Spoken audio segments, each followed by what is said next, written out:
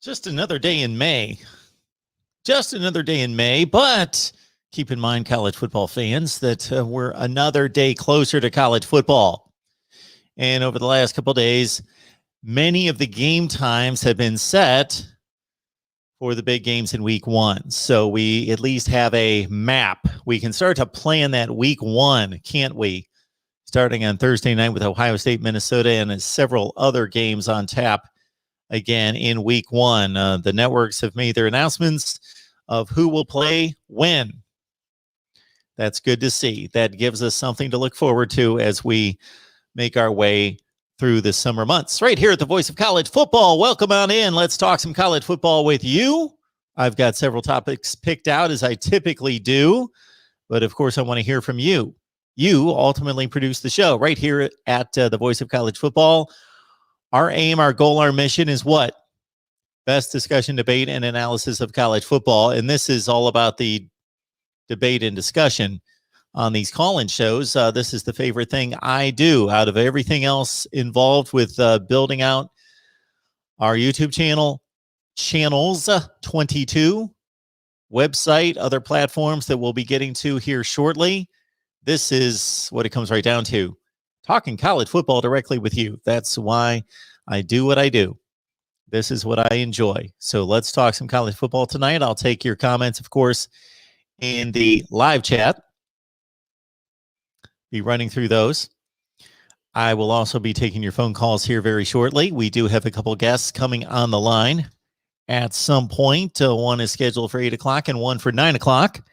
And I saw CBS Sports top 25 college football coaches rankings. So we will respond to those.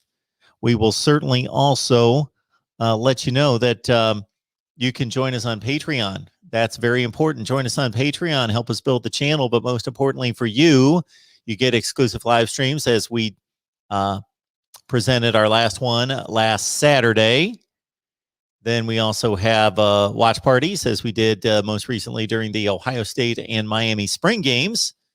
And if you get my predictions there at Patreon, it's only 16 cents per day. The last time I did the math, I don't think it's changed much. 16 cents per day. And you can join us on Patreon. Also, grab the link in the description section and do your Amazon shopping using that link. That's extremely important to us. Hopefully, you can do that. Keep in mind, it's the same exact shopping experience. So why wouldn't you do that? And I appreciate so many people that have noted here in recent days that they use the Amazon link to do their Amazon shopping. I've heard no complaints. It's all the same thing. So doesn't cost you a penny. Same shopping experience. You don't need to purchase anything in particular. You go do your Amazon shopping. Just use the link. It helps you, helps us. And also voiceofcollegefootball.com. Right now, we are always transparent and upfront about this. If you go to voiceofcollegefootball.com right now, you're basically going to see a bunch of links back to our channels. But we do want you to check out our website, voiceofcollegefootball.com. Let us know what you think of it in terms of the looks, the aesthetics, and so forth and so on. Register for free at the top of the screen. And then also keep in mind that we're going to build this out throughout the summer with a lot of additions to what you can't get here. All right, we're going to talk some LSU football. The best way to do that is bring on Lon Phillips Sullivan from LSU Odyssey to break down those Bayou Bengals. Lon, how we doing tonight? What's up, Mark? Doing good. How about you, man? I am doing well, doing well. It's good to see you. Good to see you as well, brother. All right, LSU in the offseason. So we're headed toward the end of May. And I know you as much as anybody else, with this dead period still in play, but almost coming to an end. And then we're going to start to get a lot of those official visits out of the way. A lot of schools across the nation. I'm sure LSU's got some big weekends planned that it could be quite exciting as we head through the rest of June into July, because those student athletes are going to finally get the look on campus, 2 or 3 places to be able to make that call. And I think you and I and a lot of people that do what we do are expecting a lot of commitments to come up front starting, just in the weeks after those visits. June and July are going to be busy, Mark. Just like you said, LSU starting June 5th, They're going clear up through, I think, up until just before the 20th of June, something like that. Just going through each position, then going with the Elite Rising Stars camp to finish it all off. But they open June 5th, and there's going to be a lot of guys on campus. Not only just the rest of the 2021 class guys coming back onto the campus, some of those new freshmen, but then you're going to have Malik Agbo coming in for a visit from the Pacific Northwest, from Washington. He's coming in for a visit. You're going to have a lot of guys from all over the country. Shamar Stewart, I believe, is pegged for a visit as well. You're going to have a lot of out-of-state guys get the first picks, at a visit. The local guys will be coming in later for the 2022 class, but there's a lot of out-of-state attention being thrown on some of these guys.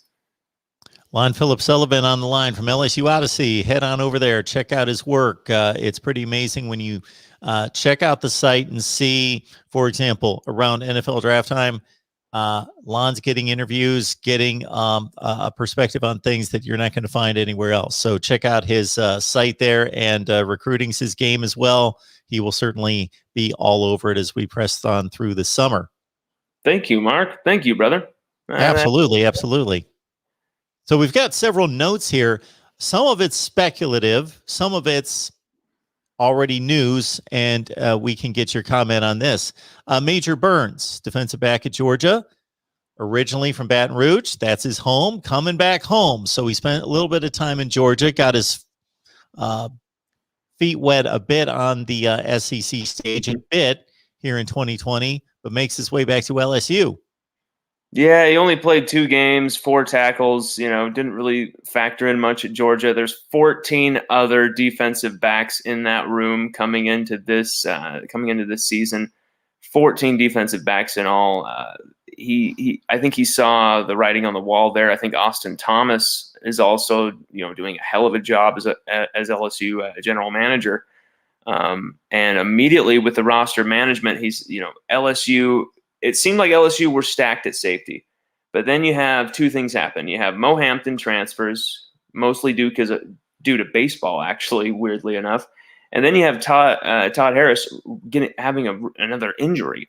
So you have 2 just random events happening right there, and instantly, to make up for that spot, Austin Thomas has pulled a rabbit out of the hat, gotten a Bayou guy, back into the fold here. Major Burns, he actually once committed with LSU back in 2019, decommitted in December of that year, weirdly enough, and immediately had everybody going after him. Texas A&M and Georgia were the leaders. I believe Jimbo Fisher was literally visiting him the day after his decommitment from LSU on December 12th. He was there on the 13th, I believe. But yeah, he picked Georgia. It didn't work out for him. But at the same time, that year doesn't count because he can just, be a freshman again with that eligibility rule due to last year. And so, I think this is a great fresh start for Major Burns. It boosts LSU's safety room to just almost unfathomable here because you got Matthew Langlois, who's winning state titles in track, who's coming in at safety. And that's not even talking about Sage Ryan and Derek Davis Jr., who are also there at safety. So, Jay Ward, who's the talk of spring with 4 interceptions, 2 returned for touchdowns. He had 1 pick in that spring game, as people saw, but was showing a lot of people how he was a really hard-nosed, tough tackler as well against the run. Showed a lot of discipline from the safety position. So it looks like safety has been renewed and rejuvenated. And then, if you get Todd Harris back to full health, that's just like adding another big-time experienced player onto the field right there. I believe Todd will come back to full health. We do not know the nature of his injury. LSU has not made that public. It's the longer the silence goes on, the longer that you don't hear anything about Todd's injury, the more serious kind of seems, because usually if it was nothing, you'd hear something, just because of what Todd's been through in the past with his torn ACL. I think in the 3rd game of the 2019 season against Northwestern State. And so, he played most of the entire 2020 season as a starter, 3 turnovers. Todd Harris, he's going to be a great safety there, but that's if he can get back to full health. Durante Jones trusts him, but that's if he can get back to full health. So LSU, they had a big-time need. They went into the transfer portal where they have been absolutely just knocking them out of the park, as you know, Mark. And now they got Major Burns to add to that, and we'll see. There's some interesting talk online concerning a few players that are former LSU players, one who just left and one who may be coming. So let's go to TJ Finley, quarterback, who lost out on the competition with Max Johnson and Miles Brennan. And what is the talk surrounding TJ Finley in recent days? That he's most likely going to be joining Auburn, and that with TJ, it was there was just 4 different guys. You had 4 guys in the room. TJ wasn't learning the offense as quick. He wasn't learning his progressions as quick. He was just frankly making really bad decisions with the football. 6 interceptions in 7 appearances for TJ Finley. Sorry, it was 7 interceptions in 6 appearances if you count the spring game for TJ Finley. A lot of giving the ball away there, and a fumble as well against Auburn that cost the game. I don't think, I predicted this a while back because I had intel from people close to the situation that TJ was on the way out, that he saw the writing on the wall.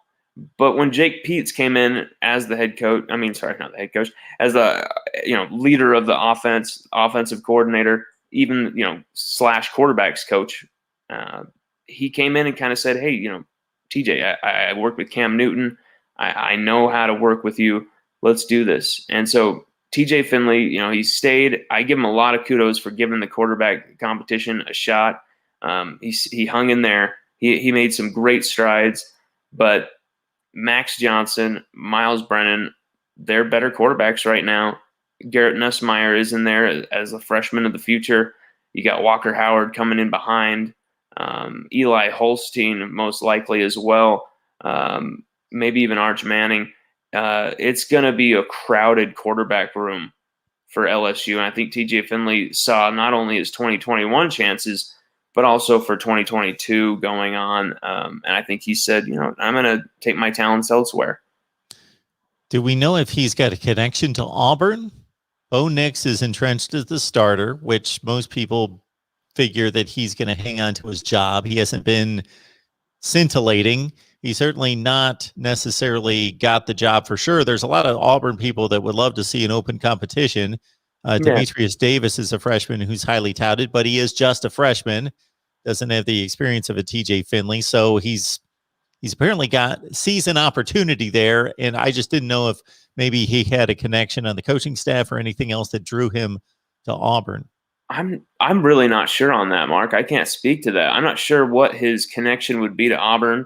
But we're just hearing a ton of Auburn talk. There's a lot of different SEC teams coming in for him. But at the same time, it seems like he is going to pick Auburn. But I don't know what connections he has there. I don't know what's up with that. I know Bo Nix has his connections are the money people there at Auburn, and I don't think he's going to be giving that starting quarterback position away to anybody. I mean, here's the thing. People can say whatever they want about Bo Nix. I frankly don't really think he's that great of a quarterback at all. But when he's played against LSU, even when he's thrown the interceptions to Stingley and that type of stuff last year, he made some damn good throws against us. And then last year, I mean, he just destroyed us. So LSU, we can't even really talk about Bo Nix in any kind of way, shape, or form disparagingly. He ran over Jacoby Stevens on his way to the end zone. Okay, he ran over Jacoby Stevens. No one saw that happening. Bo Nix running over Jacoby Stevens. Go back and watch the film. It's shocking. And it's like from the 5-yard line. So, I don't know. TJ Finley, I think he won't win that starting position at Auburn just because of the politics there. but he can go in there. He can take that job next year, and the future's his. And we'll see what he does. I believe in TJ though. Folks, we appreciate you being online. We got Lon Phillips Sullivan on the line as well from LSU Odyssey, and we'll be taking your calls a little bit later. We want to touch on a few other topics here. So I mentioned some former LSU players. Eric Gilbert, of course, turned in his freshman year after being a 5-star and one of the few 5-stars at tight end in the nation from year to year. That's a rarity. And Eric Gilbert signs with LSU. Turns in a decent season. I think he had about 35 catches, 3 or 4 touchdowns, goes to Florida. Only spends about a half hour, a cup of coffee, basically, a month there at Florida. That's pretty much the deal for Eric Gilbert. And what are the realistic hopes that he's coming back to LSU? Well, I wouldn't say signed, sealed, and delivered, but it's up to Eric. It's not only we're past the invitation process. We're past the, prodigal son has returned moment. I wrote that article months ago. We had that intel months ago, maybe not months, maybe like 2 months or something. I'll have to look, but it was a little bit back there. Right after, he decommitted from Florida. It was maybe about 2 weeks, 3 weeks after that, something like that. But things were moving quickly. Now they've been kind of in the background because right now what he's doing is the academics to raise that sub 2.0 GPA. And that includes a lot of rigorous online courses. He's enrolled at LSU right now. So, I mean, people want to say, Eric Gilbert, he's back at LSU as a student. So he's just a short little gallop away from being on that field, Mark. And you know what we're talking about here. When that offense gets Eric Gilbert potentially back in that fold, with that redemption, with that passion, that intensity back, with that focus, with that drive, Jake Peets' offense, that running game is going to be wide open too as well, but that passing game is going to be absolutely just something sick, Mark. I mean, ooh. So, Lon, you're telling me that maybe I should move LSU up in my way too early top 25 preseason rankings. I've got them at 20. Well, that's the thing that I love about it is I love when my teams are like underrated. It seems like they always do really good that year. And coming into 2019, no one was giving Joe Burrow or our offense or our offensive weapons any love. And I loved it. I just loved it. And seeing Joe Burrow on SEC Media Day, just with that funny hat, we're going to do this and this. I was loving it. I was lapping it up because I was like, I'll just ride with you, Joe. Whatever happens, happens. I'm riding with you, man. He just had that swagger. I just loved it. And, I think LSU has that swagger back, Mark. It's not 2019, but it's of the same DNA. And I think, getting Eric Gilbert back is a part of that recipe. So would I say move him up? I'd say move him the hell on up, Mark. I'm saying maybe into the top 10 here. I mean, I want you to underrate my boys. I still want you to underrate my guys. But at the same time, love and respect must be shown here because they're about to testify, Mark. This is a group that is absolutely full of swagger, full of redemption from last year, but there is that championship experience that people aren't talking about. There's that championship know-how. Even from, say some of the transfers we got coming in here, like Mike Jones Jr., he's played, I think, in two national championship games, maybe 3. I think it was 2 championship games, and then he's been in 3 CFP postseasons. So you've got guys who are very experienced as well as very talented, just lined up all over this roster. You've got the deepest, thickest, most talented defensive line in America, Mark. And this defensive line, it's the best in America. I really think they will take that crown and prove that. Hopefully injuries aside won't take that down, but there would have to be a hell of a lot of injuries to take down that defensive line's effectiveness. A lot of injuries. There's a lot of bodies in there, Mark. I mean, we haven't even talked about Landon Jackson as being a huge factor for LSU. He's just recovering from injury. So there's tons of weapons on this LSU team. There's a new swagger within this coaching staff on both sides of the ball. And the special teams has always been consistent, kicking those field goals through the fog in Florida. Cade York, the best kicker in college football. And Peyton Todd coming in at punter, wearing Zach Von Rosenberg's number. I think he's going to be a fantastic punter. Lon Philip Sullivan on the line from LSU Odyssey. We're talking up the Bayou Bengals, who play UCLA out at the Rose Bowl to open up 2021. Very interesting SEC Pac-12 matchup there. Yes. So, Lon, with all the transfer portal acquisitions and, of course, the early enrollees, we got the first wave before spring practice. They were on campus in January. Then you got your next wave coming in. Who are you going to tout as being impact guys that we've never seen before for this fall? And would you say the rules would include like it has to be freshmen or say like transfers, or would you say like include guys who've just never been in the spotlight as well? You give us what you got. Because I've got a lot to work with here, Mark. Because there's a lot of candidates here, but at the same time, I've condensed them to something that I think shows the finer points of LSU and guys who could really affect games this next season. Not just the catchy names and guys of the future, but Tigers who could really win games for LSU in 2021. When it came down to that, I thought. Devontae Strong has to be on this list, but then I had to put him as an honorable mention, at least tied at 5th, just because of all these names that are before him. But Devontae Strong, transfer from JUCO, Mississippi Gulf Coast. This kid, he's thunder and lightning in a bottle that is just ready to break, ready to bust, Mark. I think come the Rose Bowl, he will be a starting linebacker for LSU because he has that speed and that pace to make up that ground. I wouldn't say his coverage abilities are grade A. I'd say he's more of a run stuffing type of linebacker. But, interviewing his defensive backs coach from Mississippi Gulf Coast, Coach McDougal, he was telling me that Devontae Strong has fantastic coverage abilities. So he was really talking him up, saying that he was practicing a lot more coverage with the DBs more than practicing with the linebackers, things like that. But to open up the top 5, I got to go with Chris Hilton Jr.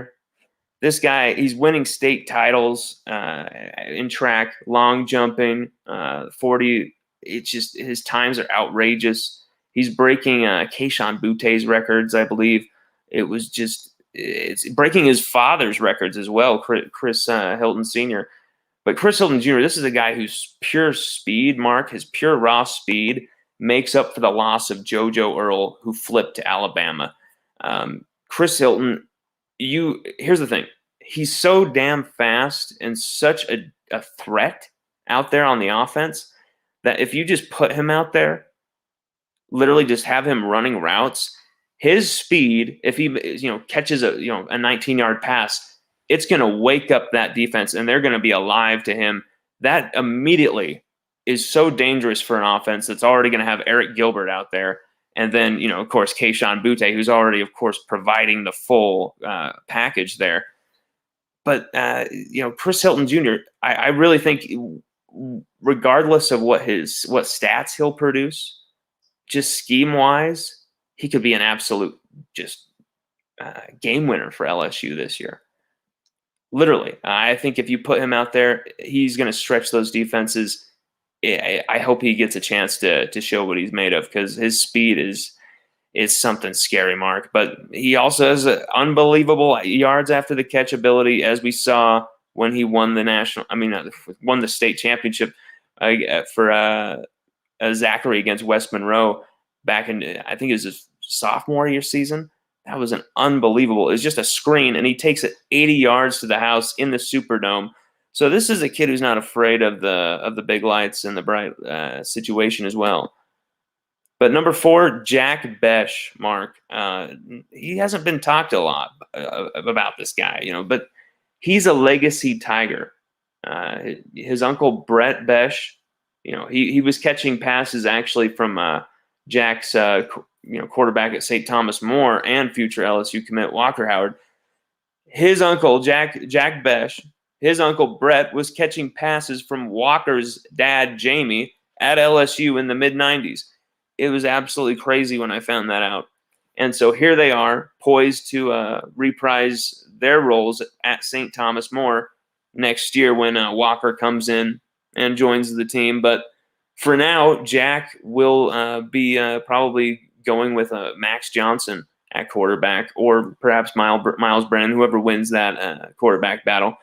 But Jack Besh, I feel like he's that flex tight end, that receiver who's going to absolutely just dominate over the top. His yards after catch ability, too, very underrated. He ate up a lot of yards on the ground. This is a guy who racked up the numbers serially. LSUodyssey.com just put up a full profile of Jack Besh where we go into grave detail of his exploits. And second only to Malik Neighbors in 2019, his junior year, where guys were just – it felt like LSU receivers were just lighting it up. Or sorry, not LSU receivers. Louisiana high school receivers were just lighting it up. You had Malik Neighbors, who caught 21 touchdowns. You had Jack Besh, who caught 20. Brian Thomas caught 17. It was a joke. But overall, this guy, it's 3,004 receiving yards at St. Thomas More in his career, 35 touchdowns. But here's the key stat, Mark, 18.4 per catch. Don't tell me this guy's a tight end. Then at number 3, Deion Smith. This is another offensive weapon here. Deion Smith, this guy, he came into camp spring with a little bang up on his toe. He got knocked out of a second-round playoff game his senior year. But when you look at what his raw abilities are, Deion Smith, I see a guy that can stretch the defense, that can absolutely go up there and just catch anything that comes his way. There's pictures, there's footage where this guy is just flying off the ground. And he's got a broken toe as well when he's making these catches coming into early spring. Well, he's not even close to 100%. But what I saw through spring, in the scrimmages especially, was a guy who was very physical off the line. This kid was ready for the big lights. This kid was ready for those bruising jams at the line. That guy was ready for those tough-talking DBs who were going to talk that smack. He was ready for all that. And he punished a few LSU top DBs in that spring game and those spring scrimmages because he was just showing absolute maturity out there. I feel like Deion Smith, he's going to be a guy who's going to do special things at LSU. I'm not sure, stat-wise what he's going to do freshman year, but 500 plus receiving yards, definitely. 5-6 plus touchdowns, I would say so. Then at number 2, Mike Jones Jr. This transfer coming out of Clemson, he had to be on the list because he's most likely going to be a starter with his hybrid abilities. He learned under Isaiah Simmons, had to be a second fiddle to Isaiah Simmons. He made a sick interception off Justin Fields, as you know, Mark, and that CFP in the red zone just shows, his type of ball hawking abilities. This guy, he's that strong safety outside linebacker kind of hybrid role there that I really am attracted to. This guy, he's going to affect the line of scrimmage as well as the secondary. Will he be the nickel? Will he just be playing as an outside linebacker in the 2? Because we're going to have a 4-2-5 most likely base formation with Durante Jones. Will he play in the 2? Will he be part of the 5? That'll be the only interesting thing. But it looks like Mike Jones Jr. coming from Clemson will probably be a shoo-in as a starter. That's not just what I've been saying. That's just what I've been hearing around LSU. That's just been what his reputation, what his pedigree has set forth for him. Number one, though, this might shock some people, but number one, top 5 newcomers for LSU 2021 season. The number one guy who I feel like is going to have an effect on games. The number one guy who I feel like could actually win some type of awards. The number one guy who I feel like could really deliver on both sides of the football, actually. The number one guy who could really set some records at LSU, Sage Flash Ryan. That man is unbelievable. That man is special. That man, I think that young man might be able to win a Heisman at LSU one of these days. We'll see if he, starts as purely just a safety or a nickel, or he also plays, some receiver, some running back, some tailback, some, return game. Unbelievable returner, unbelievable guy. I really see a lot of special things for Sage Ryan in his future. Awesome stuff from Lon Phillips Sullivan from LSU Odyssey. Just want to clarify that it was Isaiah Simmons that made the interception against Ohio State against Justin Fields in the. Nope. Mike Jones Jr. Mike Jones Jr. made that pick. I will look it up right now. And just to double check, just to clarify. I will certainly admit to being wrong if I am. I would not bet the mortgage against it. I'm not 100% sure, but I'm about 99.3% sure. I believe it was Isaiah Simmons. No, it was Mike Jones Jr. January 1st, 2021. He only had 1 tackle in the game, but he also had an interception. We're talking. Okay. Mike Jones, yes. This past college football playoff. Yeah, and wasn't it Nolan Turner who also picked off the year before Isaiah Simmons made a pick against Justin Fields in the playoffs? So that's where I got a little confused. Yes, Isaiah Simmons in the game Clemson won against Ohio State. Mike Jones, yes. Justin Fields had a phenomenal game, 6 touchdowns, but he threw 1 pick in the back of the end zone. Mike Jones. That was an awesome pick. We were both right. It wasn't going to do anything of consequence, but Justin Fields had a really gutty game there. Why didn't he wear the flak jacket? Why didn't he protect those ribs? I don't know. Lon Phillips Sullivan, LSU Odyssey. Lon, we always appreciate you stopping by and laying down the knowledge, getting us all up to date on LSU football. And we know you're going to have a busy month or two, as we will as well. Yes, it's going to be madness, but you know what? That's what we do. Go Tigers, baby. All right. Again, Lon Phillips Sullivan from LSU Odyssey. A little bit later, we're going to have Nick Battle from Nino's Corner to talk some Texas football. And for quite some time, I had this banner on the line from Manscaped. Got some good stuff here. Get your trimmer. Got a number of very, very nice, clean items. Clean's the word, right? You want to feel clean. You want to feel clean. Yes, very smooth, very clean. So check out Manscaped. I'm impressed. I use it on a regular basis. Free shipping, 20% off. If you use the promo code MARK1 at manscaped.com. All right. We will take your calls at 860-499-3332. In the meantime, I'm going to run through CBS Sports rankings of college football coaches for 2021, and we'll see if they make sense. And then I'm going to look at your comments in the live chat. We do that as well. I want to let everyone know that, as I announced here on Monday, but of course, there were just a certain amount of people here on Monday. I'm going to have to probably hammer this home a number of times to get everybody straight on the direction of our channel going forward. National analysis here. So the call-in shows will be here on the main channel. Our breakdown of the college football playoff, any type of national topics, national analytics. I'm working on some right now that I hope you'll get into. So the analytics, we're going to go crazy on ratings, rankings. If I release top 10 quarterbacks in college football, top 10 offensive linemen, college football, that's all going to be here on the main channel. All right, we've got 22 team channels.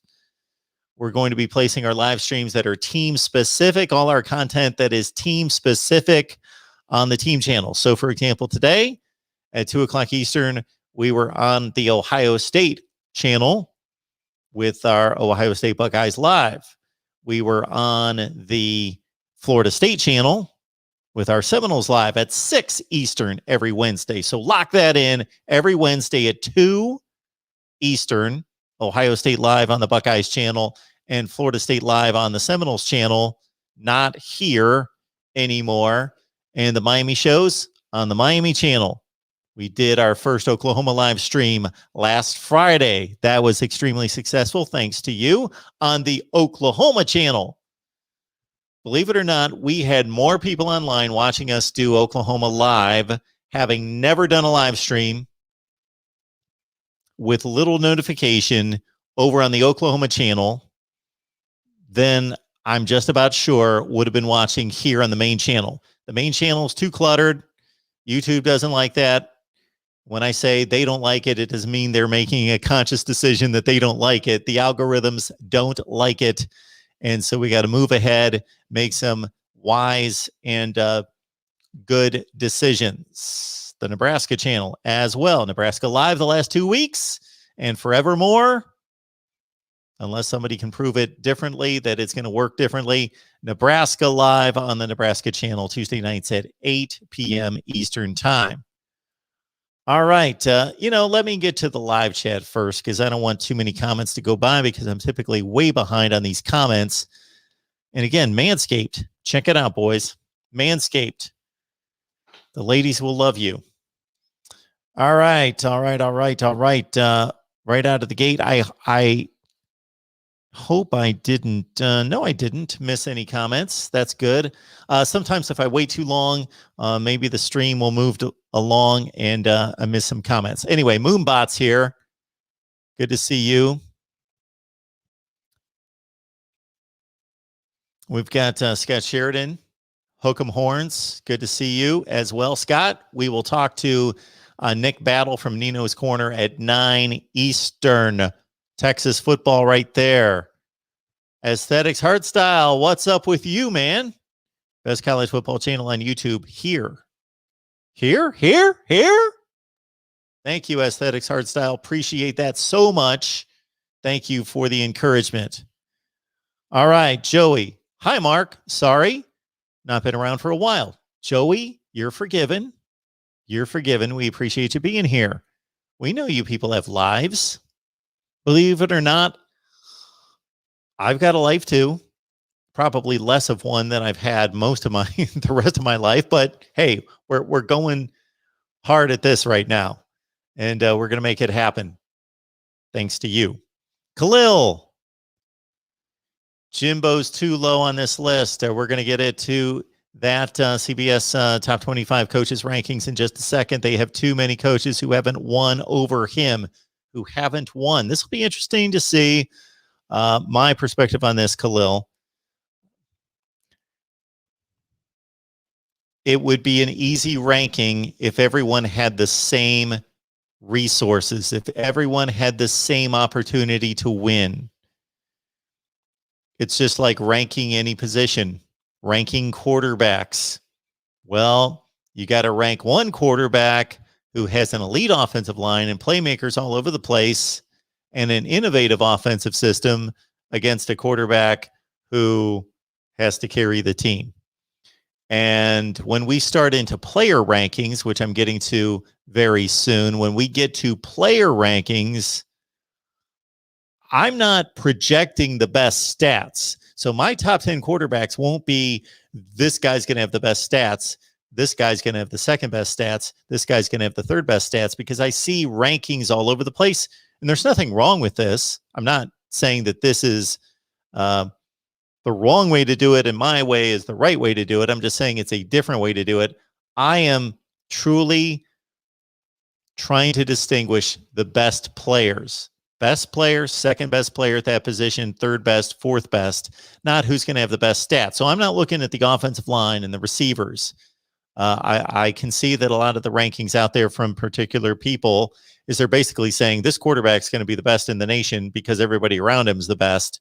So he's going to benefit from that.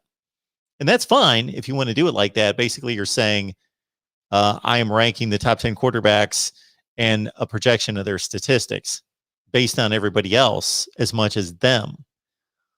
I try to take away from that, much like the same with the coaching rankings. Clark Lee at Vanderbilt does not have the same opportunity to win that Nick Saban does. It's just the way it is. And how do you evaluate that? It's difficult. If everybody had exactly the same opportunity, then it would be less difficult. Hey, Tom. Thank you so much for that. Appreciate that so much.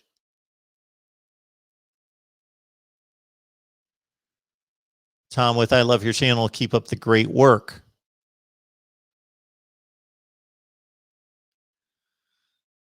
Sue, your memory's really good.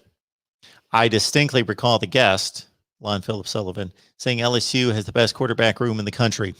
I wondered what he was going to say about the Finley situation. And Lon and I had a bit of an argument about that. Got James on the line. Hey, James. Good to see you.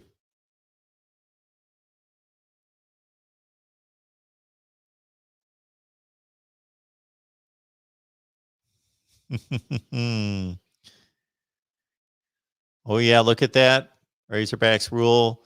Arkansas, Texas. Can't wait for this one. 6 o'clock, which I'm guessing is Central Time. 6 o'clock, ESPN prime time. Ooh. Should I try a pig suey? I don't know the way they do that. Is there like a woo to it? Woo!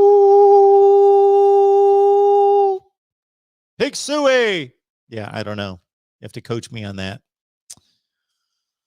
904 Hurricane. If you're here, you obviously enjoy the content, so hit the like button.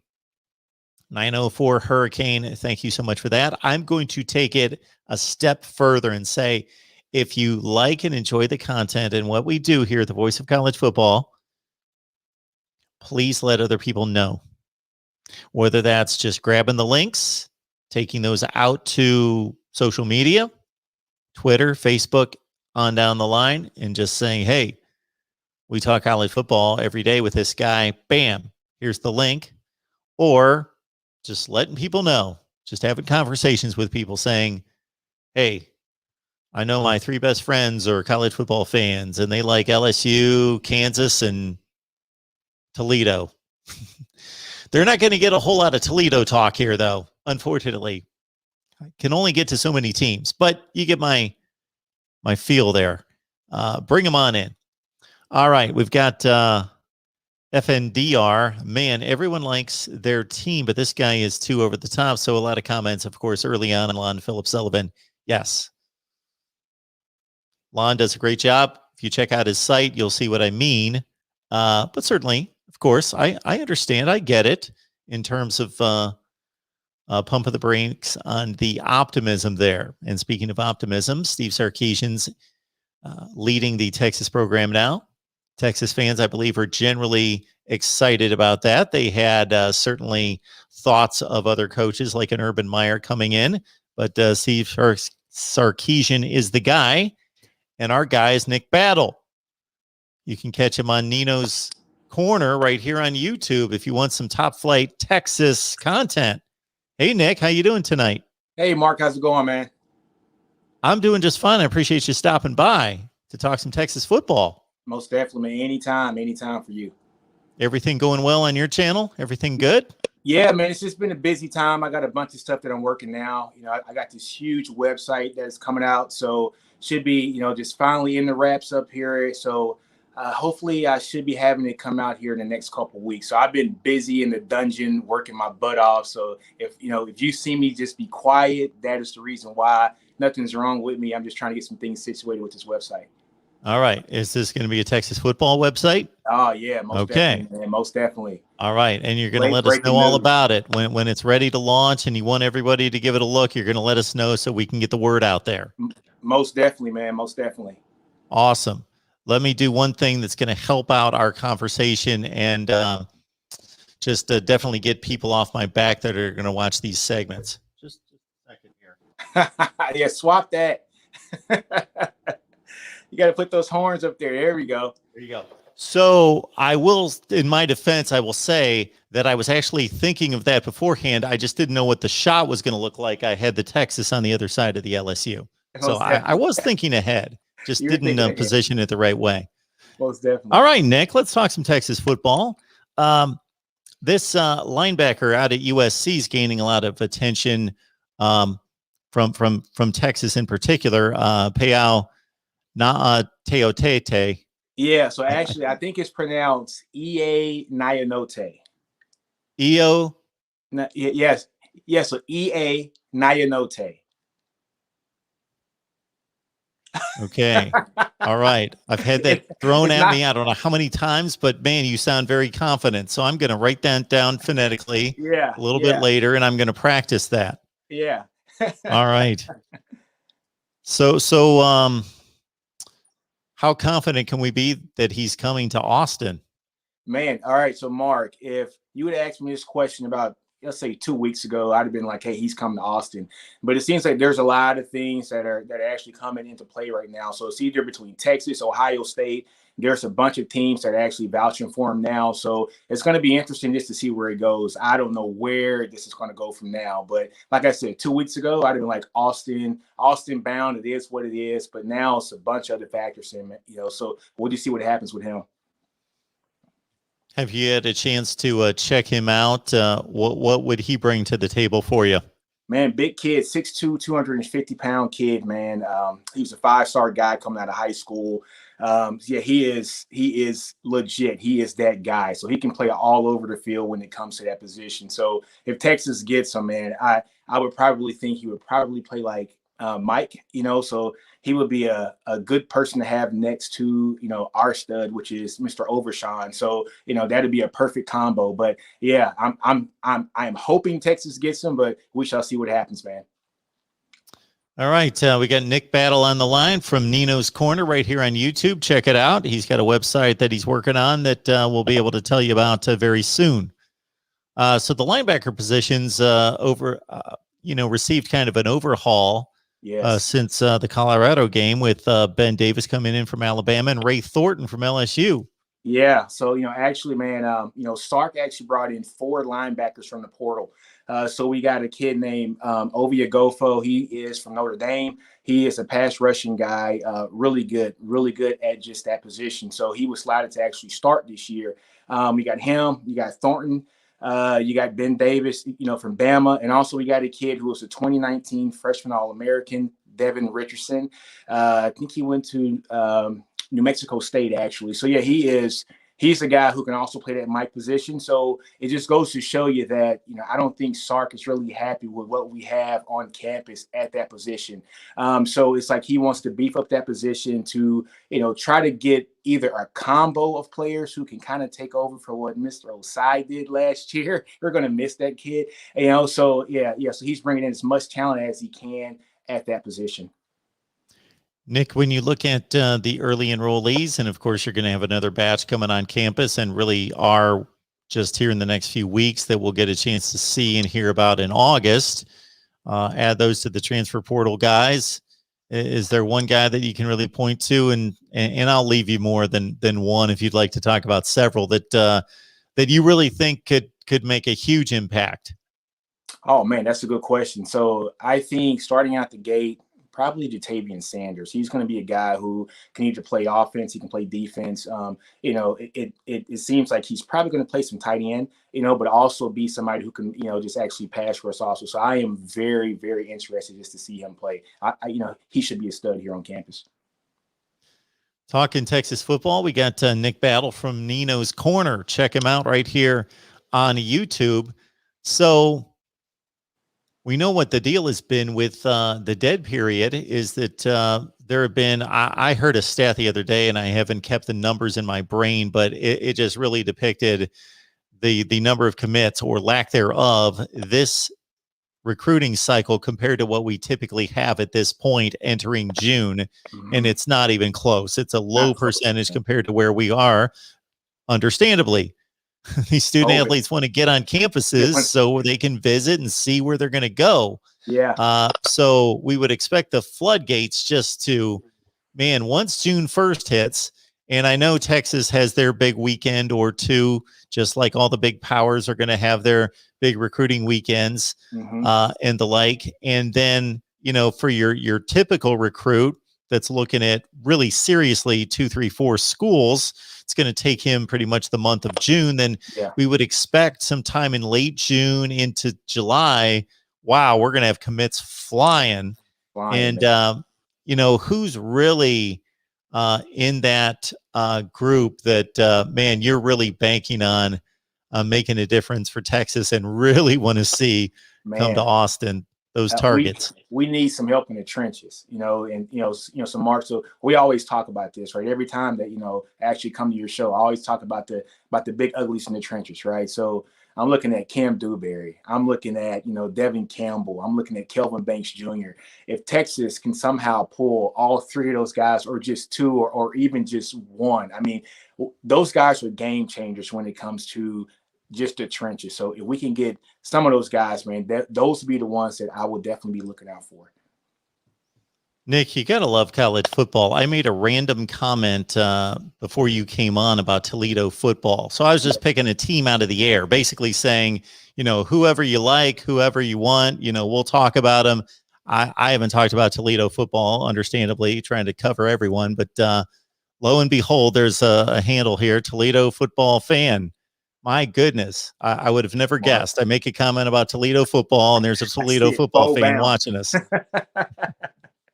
Most definitely, man. Everybody's waiting for college football. You know, I put a tweet up last week that said, can football start already? You know, this is like the dead period. I do love, you know, like playoff basketball, but it's just nothing better than college football, right, Mark? I mean, it's you know, it's the cream of the crop for me, man. So I think everybody's waiting for college football to start.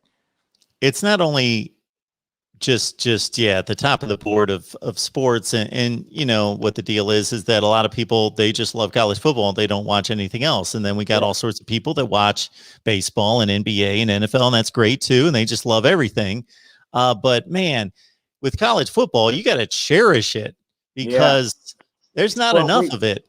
We got to wait so long. Like if you're an NBA fan, the season's over, you turn around, and the next season they're starting preseason camp already, like a few weeks later. So it's like, don't worry about it. But man, you got to cherish college football. It seems like it's been forever since we saw Texas in the Alamo Bowl, and it's going to be forever before we see Louisiana coming up here pretty soon. But so you got to cherish those 12 games.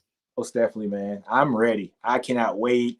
I can't wait for this website to come out, man. So I'm going to be featuring a bunch of stuff in this website, Mark. You know, so I have like my own custom number. It's the NCN, which stands for the Nino's Corner number. And I basically track the offensive players, you know, basically it's like an actual QBR for your wide receivers, tight ends, and like your running back. So I got all this stuff calculated. I've been doing this for over 6 years now. So, you know, this is a formula that is down pat, is good, it's solid proof, and it's something that I can't wait to unveil to the Texas fans. And so I've been getting a bunch of feedback on it, and like other teams have been wanting me like to actually do this for them also. So, you know, I can't wait for college football so that I can just kind of show this and just show the whole site. It's going to be really good, and, you know, just something good for the fans, man. And Nick, before we let you go, this Louisiana game is no joke. Oh, man, man, they are legit. I think they're actually returning with like 20 starters. This is not going to be a cakewalk by no means. They beat Iowa State last year, right? So, I mean, these Raging Cajuns are something serious. You know, I am from Shreveport, you know, so I am from that area. I am a homegrown kid. I moved to Texas when I was like 13, you know, so I know all about that football down there, and people sleep on Louisiana football because the state is so small, right? But a lot of good players come out of that state, and we were actually able to see that last year with that team and how well they did. They're very well coached.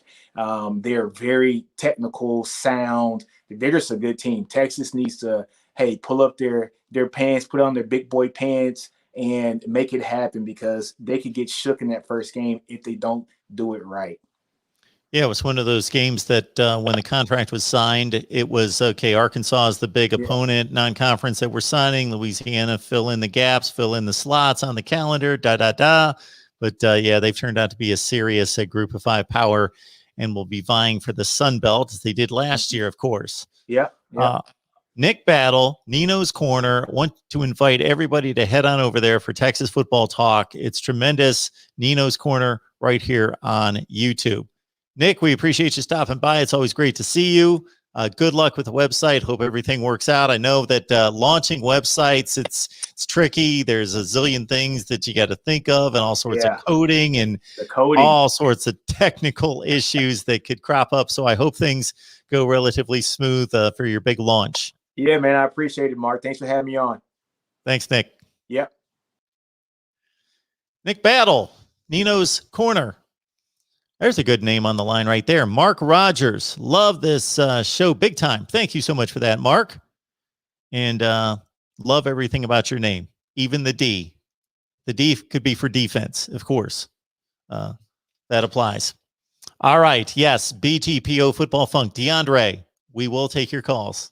I am now taking calls, and I'll get the number down at the bottom of the screen here in just a second, even though I have built graphics to run through the 25 coaches rankings from CBS Sports. So we'll do that as well in amongst the phone calls that are coming in. Before I take it off the screen and switch it out to the phone number, you know what I'm going to do. I'm going to let you know down in the ticker down at the bottom of the screen. It reminds everyone to shop Amazon. Not that I'm a big proponent of Amazon, but I know that I couldn't believe this number when I looked it up the other day, because I wanted some kind of verification in numbers. I'm a numbers guy.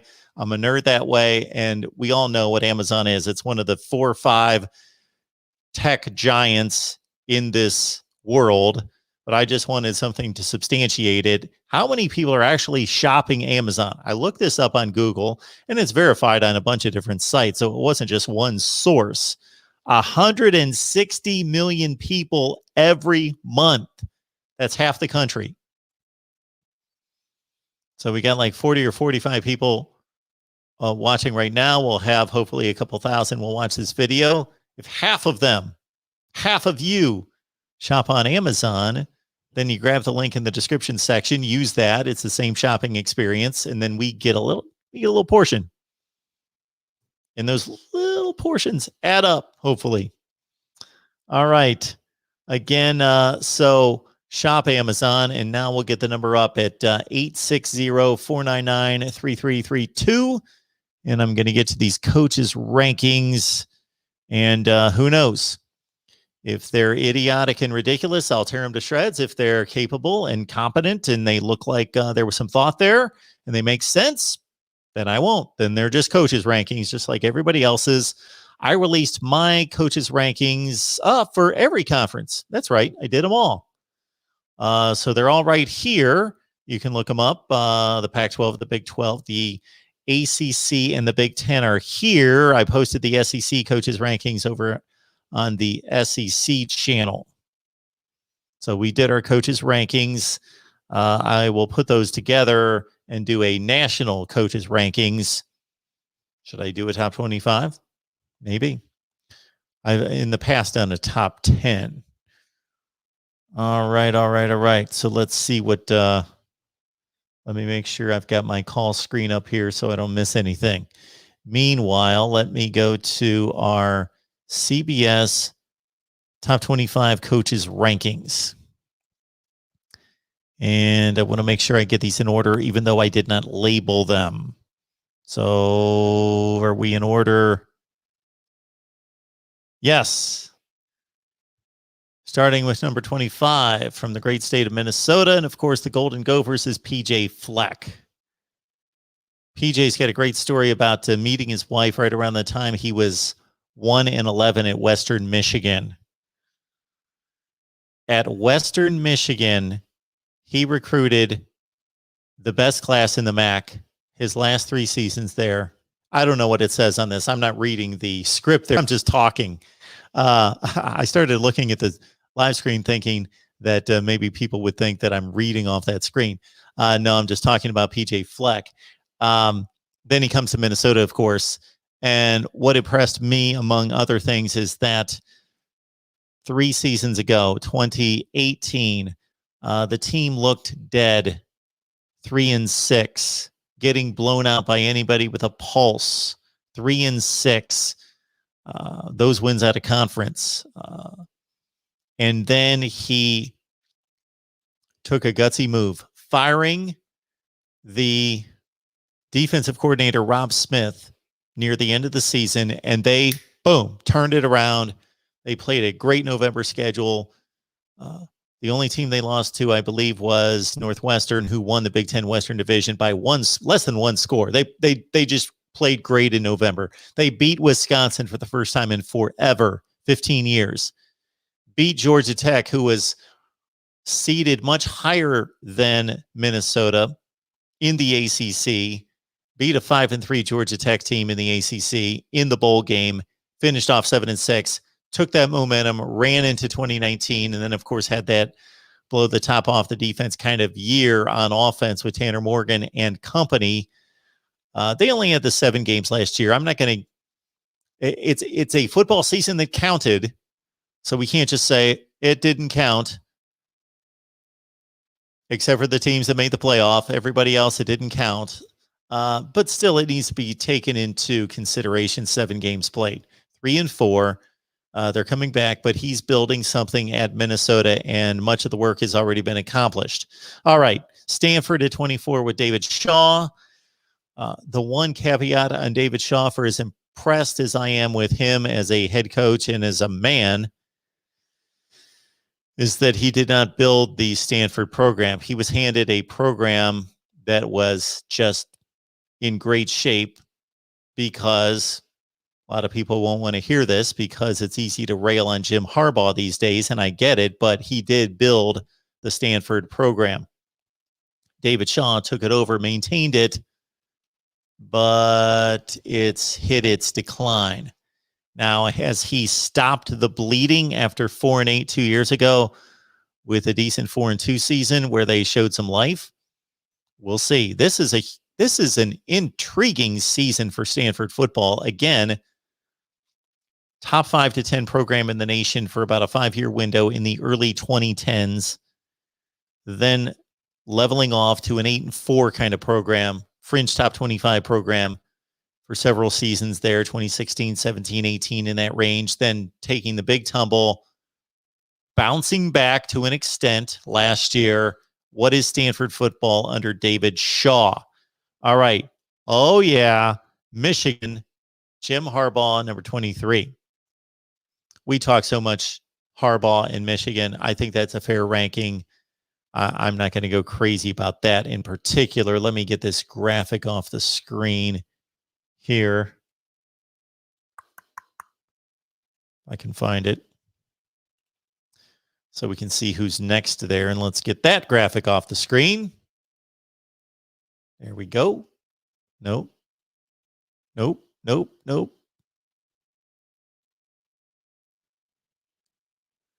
Aha. There we go.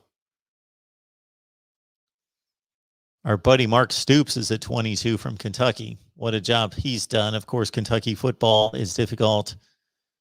It's difficult to win there. There have been coaches who have won. Hal Mumme in a very short window. Rich Brooks did well there 15 plus years ago in that range. But most of the time, Kentucky's been down, and Mark Stoops took over a bad program, and it took him a while. He didn't turn it around in a hurry. It's taken him quite some time. But now the last 4 seasons, 3 consecutive bowl wins.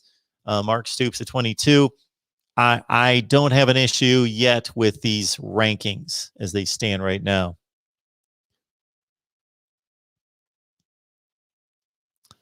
Then we've got at 20, we've got number 21, I'm sorry, Herm Edwards, Arizona State, I think that that's a kind of a speculative type ranking because I like Herm Edwards. I'm impressed with Herm Edwards. And the vibe, the feel is positive, but really he hasn't done anything that every other Arizona State coach has done, and that's go 7-6, 7-6.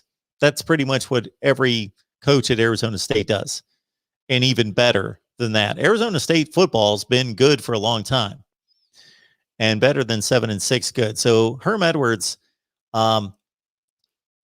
has the optics working for him. Like, it looks good what's going on at Arizona State. Now let's win on the field. You've got a top flight quarterback. You're recruiting well. You've got NFL coaches on both sides of the ball. Now win. I mean, like, win the division. All right, at number 20, speaking of Indiana, in a much more difficult position, looking at Ohio State in particular, Penn State, Michigan State on down the line versus what Arizona State's challenge is. But Tom Allen, if you just enjoy football and football coaches and what a football coach should be, then you post up a picture of Tom Allen. He just, unless he's the greatest actor this side of what PJ Fleck might be, and I believe both guys are authentic. I believe they are. Tom Allen just, he loves football. He loves the university. He loves his players more than anything. He's just enthusiastic, man. That guy's got scars on his forehead from headbutting players with helmets on. Tom Allen at number 20, and of course, Indiana football, much like Kentucky, an afterthought. Basketball school, or at least used to be. Tom Allen's doing something about that. 8-5 2 years ago with a nice turnaround. That was a thin 8-5. Not impressive in the win column. But then they took off last year, of course. Shortened season. Michael Penix, we hope that he's back and ready to roll. And Indiana football, reeling in transfer portal guys that you would not have seen years ago. Guys like Stephen Carr from USC. Also Zach Carpenter from Michigan. Tom Allen at 20. Gary Patterson at 19. Now, TCU has been down for a few years. Not tragically down, but 500 down. And I would have ranked Gary Patterson much higher than this in previous seasons. I'll have to see how it all shakes out once I put all the conferences together. So again, I've ranked all the conferences, the coaches' rankings, 1 through 10, 12, 14, whatever the number of teams in the conference for all the conferences. Once I throw them all together, I'll see where I've got Gary Patterson, but I'm going to guess higher. I think really the only difference between what Gary Patterson is doing now, which is not real impressive, versus what he was doing in 2013, 14, 15, and before that, is that he has yet to find a quarterback. It's been a while since he's had a quarterback. Max Duggan seems to be the guy that will be in play here in 2021. He needs better quarterback play. Gary Patterson, I have always just really been a big fan of his work. At number 16, I'm sorry, I'm missing the contacts. Number 18 is Wisconsin with Paul Chryst, of course, and Paul Chryst, it's kind of interesting in regards to trying to rate a guy like this because he's at a football school that wins. He also doesn't have a whole lot of great football players in the state or surrounding states, so recruiting is always a challenge, but it's not like he figured that out. It's not like he's the guy that figured it out. No, Barry Alvarez set the blueprint.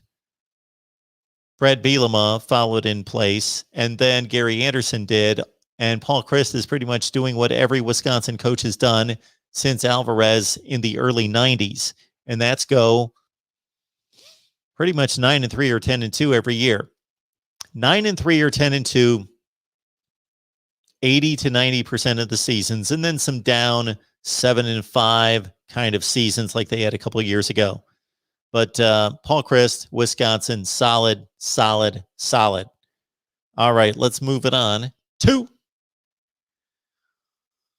just ahead of Paul Chryst is Kirk Ferentz at Iowa,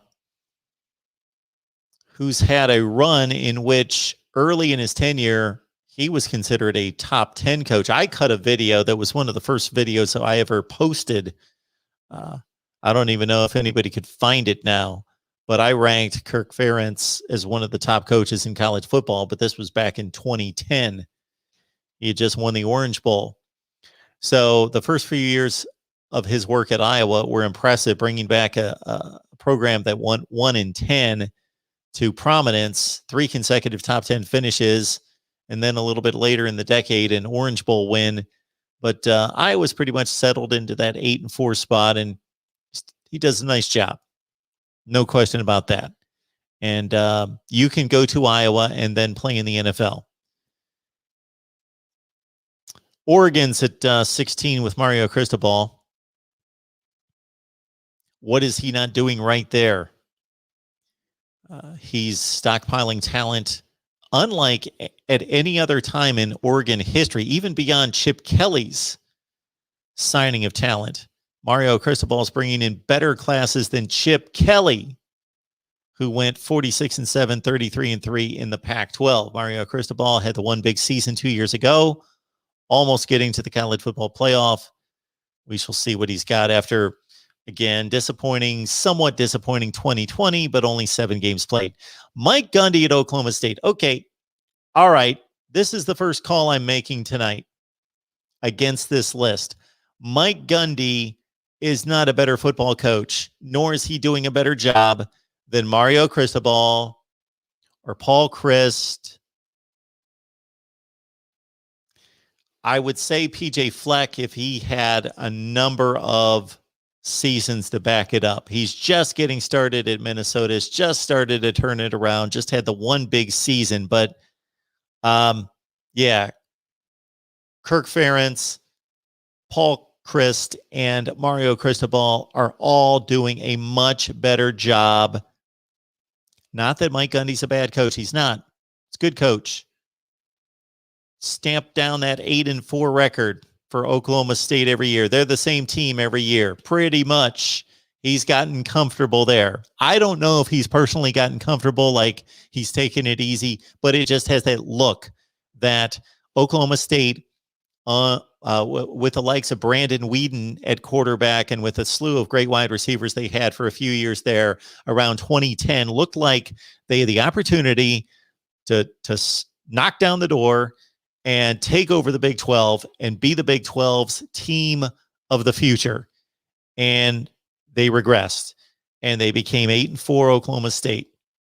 And that's what they are. And that's good. That's decent. That's certainly much better than what they've been for most of their history. But Mike Gundy is not the 15th best coach in America. He's not doing a better job than the 3 coaches ranked right behind him. So CBS Sports, you screwed up there. All right. Then we move on to, we saw Kyle Whittingham at 14, I'm sorry. Whittingham at 14. I'm good with that for the most part. Although Whittingham, James Franklin, Kyle Whittingham's at Utah. He wins almost every bowl game. He's lost the last couple, but he went 11-1 in bowl games. He plays in Pac-12 championship games. He's at Utah. How good can Utah be? Where's the ceiling at Utah versus what is the ceiling at Penn State? I take Kyle Whittingham. I take Whittingham over Franklin. Mac Brown at 12. And James Franklin, the jury's out. Bad season in 2020. They did rally with 4 wins when most people thought, okay, Penn State, they were gunning to be contenders. They've lost 5 consecutive games. They're going to give up. They didn't. So they rallied with wins. That's reflective of the head coach keeping everybody's heads in the game. So I like that. James Franklin's a good coach. Not the best game manager in the world. Mac Brown. Anytime I see a coach's ranking and the name Mac Brown comes up over the last couple of years, I love going back to when Mac Brown took the job at North Carolina for the second time, and I ranked him as the second best coach in the ACC, and I took such an onslaught for that I didn't know what I was talking about, and here we are 2 years later. Okay. Mac Brown at number 12, I would tend to think he's a little bit higher than that. Ed Ogeron at 11. We will keep in mind that once you win a national championship, you get a certain cachet for that. All right, we're going to go to the phone lines. I will continue these rankings with, I've got much to say about this Mullen, Ogeron, Brown, and Franklin run here between 10 and 14. But let's go to the phone lines. Got a familiar voice here on the line. Welcome to the Voice of College Football. Hello, DeAndre. You on the line with us? Hey, what's up, Mark, man? How you doing today? I am doing great. How are you doing?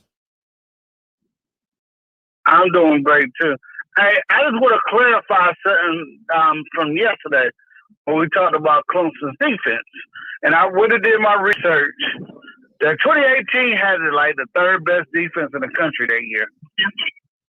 The 2018, the next year defense, 2019 or whatever, had the second best defense. I mean, the best defense in the country. After they lost all those NFL players. And they had Simmons, Steele, and Kendrick just converted from receiver over to cornerback. Who else I'm about to talk about? AJ Terrell was still there. Wallace went to the pro. Muse went to the pros. And Tyler Davis was a freshman. And my point is, Tyler Davis, if I read the article right, and I tried to look it up before I called you, Tyler Davis had better statistics his freshman year than Christian Wilkins and Dexter Lawrence did for their whole career, and William Perry, who were probably the three best defensive linemen to ever come to Clemson. So, and then I was looking at Miles Murphy. Miles Murphy played as a freshman, and where what's the guy that got drafted by the Raiders? Farrell. He was a redshirt freshman. He was a redshirt junior. I think he got to his senior year, so he had time to develop. Then you got Breezy. His freshman year was just as good as Dexter Lawrence's freshman year. Then we didn't get a chance to talk about Kevin Henry on the defensive line, the defensive end, who was a 10th rated player coming out of high school out of Winston-Salem. Then we didn't get a chance to talk about Matthew, who was a redshirt junior next year. Jalen Thomas, you said this in your comments yesterday, this is his money year right here. He got to show out this year. So, he's going to be hungry because he had COVID. His sophomore year, they switched to a 3-3-5 alignment, so he wasn't as successful. You got Foster coming back for the leadership. Who else to do it? And that defense is just loaded. I mean, I just don't realize. I don't think people realize how great that defense line, that front seven has to be coming up this year. And another person that nobody's talking about is Malcolm Green. Go back and look at the end of the season, especially against Notre Dame. Look how much Malcolm Green played at that nickel position. I heard you talk about somebody playing nickel earlier today and how you have to be a good tackler playing that position or a good blitzer. Go look how good Malcolm Green played against Notre Dame. And then also Trent Simpson, who moved out Michael Jones. If you look at Michael Jones' career at Clemson, people have been talking about Michael Jones since he was a freshman. Then he got redshirted because he was taught behind Isaiah Simmons. I just look at how great that defense from front seven had to be because the midst of experience they have a comeback at the linebacker and the freshmen and sophomores that got a chance to play last year. Really in the short season, because of the COVID, and they didn't get an off season to train for the regular season. They were early enrollees. So that defense has a chance to be light out on paper next year. I know people say they question the secondary. You know, Booth was with a top 5-star. Then you got Goodrich, I think he was a 4 or 5. At the other corner, they played pretty good. Sherrington Jones does pretty good. I know you mentioned they had trouble at safety. Even when they had Muse at safety, they were getting burnt. Because, you know, everybody picked on Muse, even because he was a linebacker playing safety. And they got this kid that came out of Texas that everybody was going crazy over in the spring game, but he got hurt. Andre Makowska, he had been signed to Clemson since he was a freshman in high school. And he's a beast. And we still ain't talked about Brent Carter, who didn't get there till the summer. So that defense has a really good chance to be really, really good and special on the defensive line. And we haven't talked about how good, what's my boy name is, Okacher out of Maryland and a couple other guys. And I know you mentioned that Alabama game. People don't really realize this Lawrence didn't play that game against Alabama or Notre Dame. And that defense was doing that. That 2018 did that. And now they having all these 5 and 4 stars that got a chance to develop last year. That defense is going to be awesome. Let me ask you this, DeAndre. When you state that Clemson had the best defense or the second best or the third best those seasons, what are you using to say that? I'm looking at the stats. So you're talking about Western last year had the best defense. You're talking about in yards per game. They ranked third in the nation or second or whatever. Yeah, first. Yeah, the 2019 was the first best defense. I know what LSU did against them, but they were the first best defense in the nation that year. Okay. I just wanted to clarify that because when people say this was the best defense or the third best defense, I just want to know what you're using to quantify that. Okay. You mean that they were ranked third in the nation in defense. Okay. Right. What's it called? A defensive index thing? Like Northwestern was the best defense last year. The year that Clemson won the national championship in 2018, then Mississippi State had the best defense in the country that year by the defensive index. So however they do their formulas, okay, that's what I was going. So you're using that. So that to me is more valid than yards per game. Okay, you're using the advanced metrics. Okay. Yeah. I didn't know how to say the proper word for it, but yeah, that's what I was using. I didn't know Western had the best defense last year by the advanced metric, and I think it was either Wisconsin or Indiana was second and Clemson was third, but they also didn't play the same amount of games too, so that has a lot to do with it too. But but that's what I'm saying. This defense on paper, with all the talent they were returning. But I don't think people remember this from last year. Mason Rudolph, whatever his brother name is, the Rudolph guy, didn't play last year. Foster didn't play because of COVID issues. Xavier Thomas missed a lot of time last year because of COVID and his asthma combined together. That was a bad combination. And then, like we said, Tyler Davis missed a whole lot of time last year. So those guys really, they didn't have that full defense. And that's not, I'm not saying they would have beat Ohio State and they would have played the full time. But Ohio State was for that. But what I'm saying is that this defense coming back next year on paper has a better chance of being just as good, especially with the experience at linebacker that they're going to have next year. Now, the secondary is going to be an issue outside. I think the corners will be fine, but like you said, the safety, that's what you got to worry about. And like I said, Trent Simpson, came on strong as a freshman. And, Isaiah Simmons, he had to be redshirted to do what Simpson is doing now. So I can't wait to see that. All right, DeAndre. Anything else for me? Oh, no. You have a great show, but I just want to clarify what I was saying that I saw what's called. Hey, great show, man. Keep up the great work. And y'all give Mark some money. He needs the support. He put out great content for us. Thank you, DeAndre. Have a Appreciate good that. day, Mark. Appreciate that. Thank you so much. Have a good night. You too.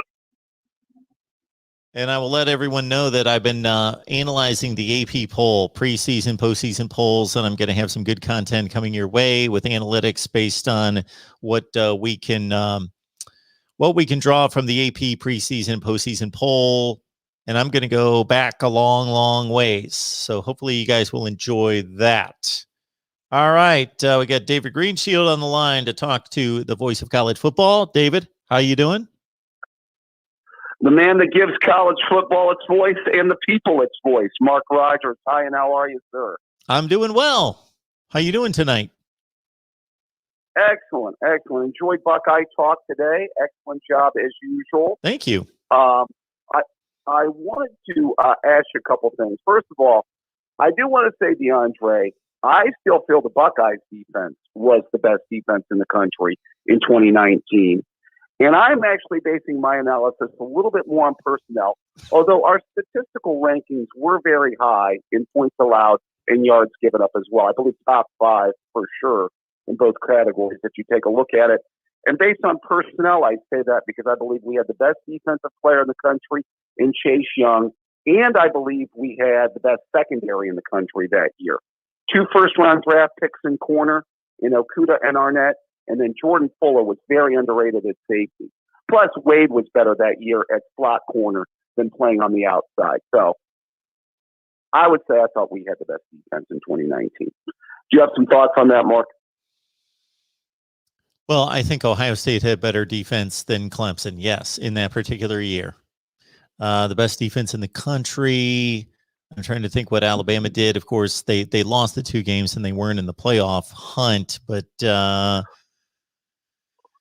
they got torn up a little bit. Alabama defense. I was just going to say they got. Real quick. Yeah, go ahead, David. No, I was just going to say real quick. I remember the Alabama defense not being great in 2019 because remember, both games they lost, they scored over 40 points, but gave up over 40 points. Yeah, they also had Mac Jones throw 2 pick sixes in a game that they lost to Auburn. So those aren't on the defense, of course. And then, Joe Burrow was tearing everybody up. And that was a 46-41 game in which they had they pulled themselves together pretty well after halftime after getting torched. But yeah, best defense in the country. I would have to look at the other games, but most likely not. I'm just kind of cycling through teams. 2019, you know who gave Ohio State all they could handle from that perspective was Penn State played a good defensive game in Columbus. Again, I'd have to go through what else they did that year, but they played really well. But and I think all of that should be taken into consideration. So, DeAndre brought up the metrics, which are much more, to me, valid than just looking at yards per game, which tells us something, but it's not nearly enough of a complete picture. You got to look at the schedule and look at the opponents. Then you got to put the points into context. But then you're taking it to the personnel degree, which is a great point because Ohio State was loaded at those spots, as you mentioned. Yeah, I just think that, I loved our defense in 19. I think we were solid at linebacker.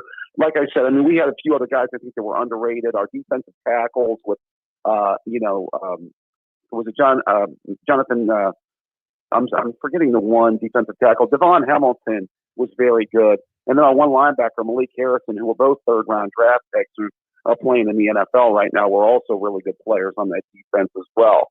So, I like that defense a lot, but I would put it up there. One of the defense I remember being very good that year, I believe, was Georgia, Mark. I think statistically they ranked very high in 2019, if I'm not mistaken.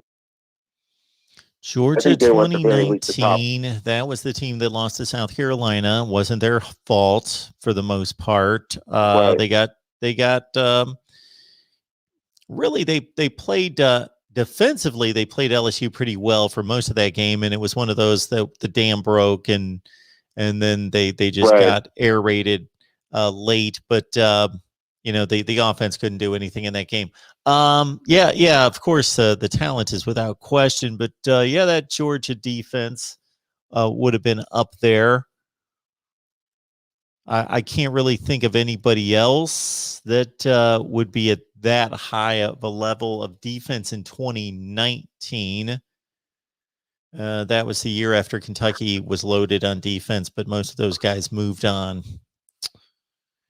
You know, one defense, just last thing on the 2019 defense, one defense you have to give a lot of credit to that year is I'm still trying to figure out how Auburn had held LSU under 30 points that year.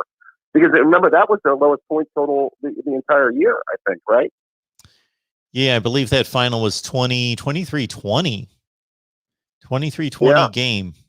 Yeah, Auburn may have had in some, and I know that they scored late, and it was one of those games. It wasn't like they were at the 10-yard line trying to win the game, but it was an extremely close game. And yeah, they did help. Right. I think if I remember correctly, they really took that umbrella approach of keep everything in front of us, tackle in space, didn't give up anything long, made LSU drive the length of the field, really extended the game, played that type of game, and it was generally effective. It's very effective. Right. Yeah, I mean, an accomplishment when you think about how great that historical that offense was, no doubt.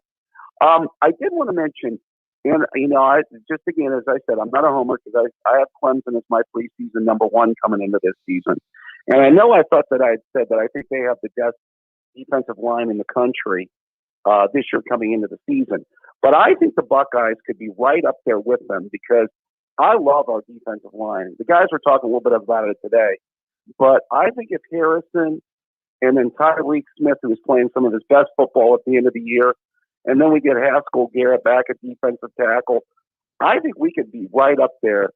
Again, I know you don't do position ranking groups, Mark, but the Ohio State defensive line, I think this year is going to be right up there. I don't know what your thoughts are.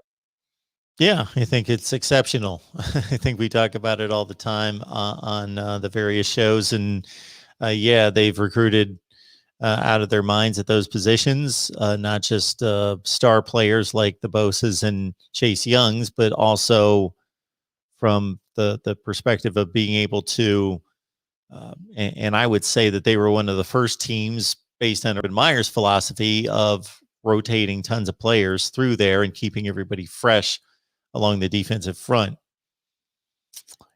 Absolutely. Right. Yeah, because that's the biggest thing. Like I said, after quarterback and receivers, one of the biggest things that moves the needle in college football is great D-line talent, year in and year out. And that's why I always thought that the SEC for so many years was ahead of the game because, again, that's where most of the elite D-line talent was coming from for so many years in the NFL draft. So, yeah, I mean, that's, and I think that's the one key because I'm concerned about our back seven of our defense this year. But I think that if the D-line can be really good, that may make up for some of our, maybe shortcomings in the back seven. Because the one thing I'll say about the 2018 defense, Mark, even though we were terrible that year, is I still would have liked to have seen, and I think Clemson no doubt had the best D-line that year, but you giving Nick Bosa and Chase Young together for an entire season, how good would that have been, Mark? Sure. It would have been phenomenal. Of course, those two and Joey all showed themselves out right from the start at the next level, too. Absolutely. Right. I'm going to pose this question to our panel next week in looking at the secondary. I don't know of a time, I can't think of a year in which, in looking at that secondary and basically saying, is there a player on this secondary that has a proven track record of being a top caliber player, an all Big Ten player? Right. Well, I'll say this, Mark. The secondary was obviously not great in 18, but you could see that at the end of the year when Okudah and Wade and some of the younger guys got to start to play, you could see some of the potential there. So going into to 19, I had a little bit of confidence that we were going to be better.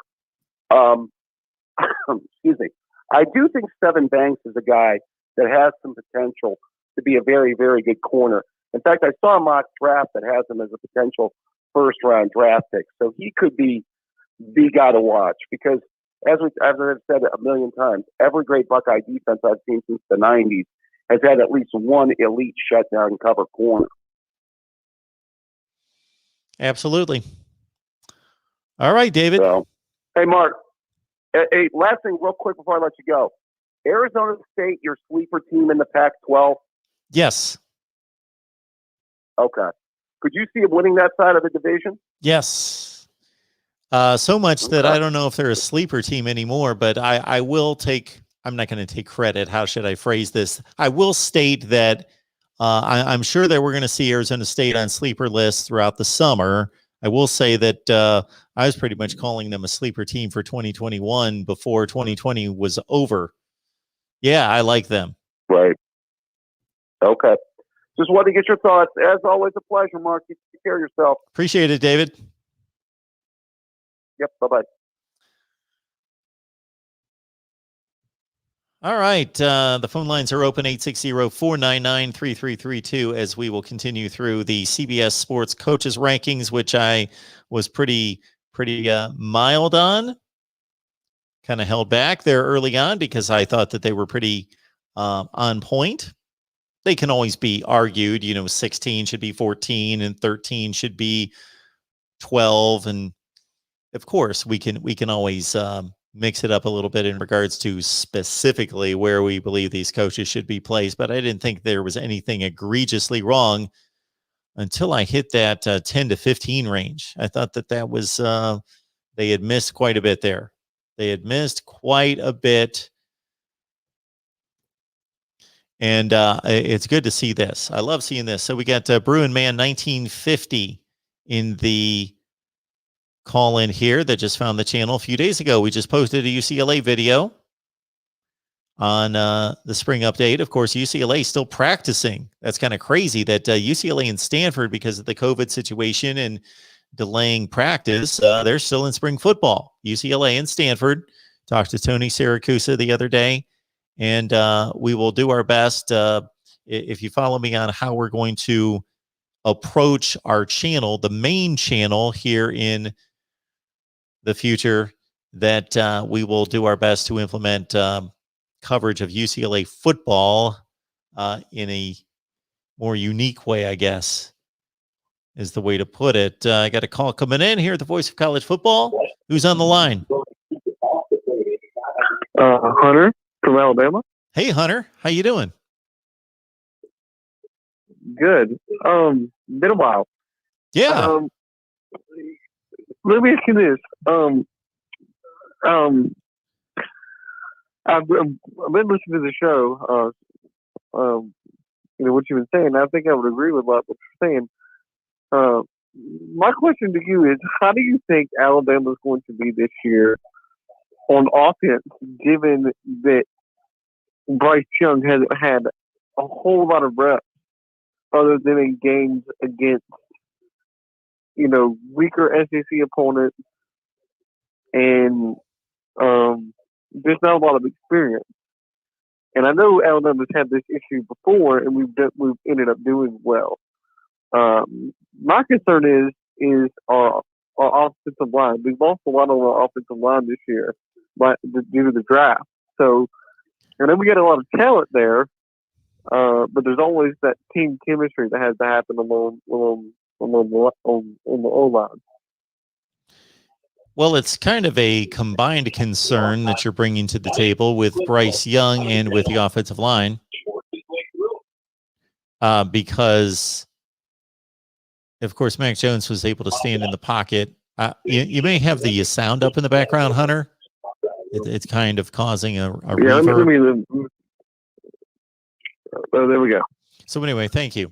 So where I'm going there is that you got Bryce Young, who there's some concern about his height, as you well know, and also his size to a certain extent, that you would expect that there's going to be more sprint outs and rollouts.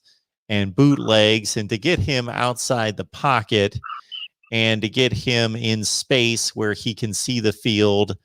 Not that they're going to be able to do that constantly, but there's going to be much more of that just because of his talent, but also his shortcomings, pardon the pun.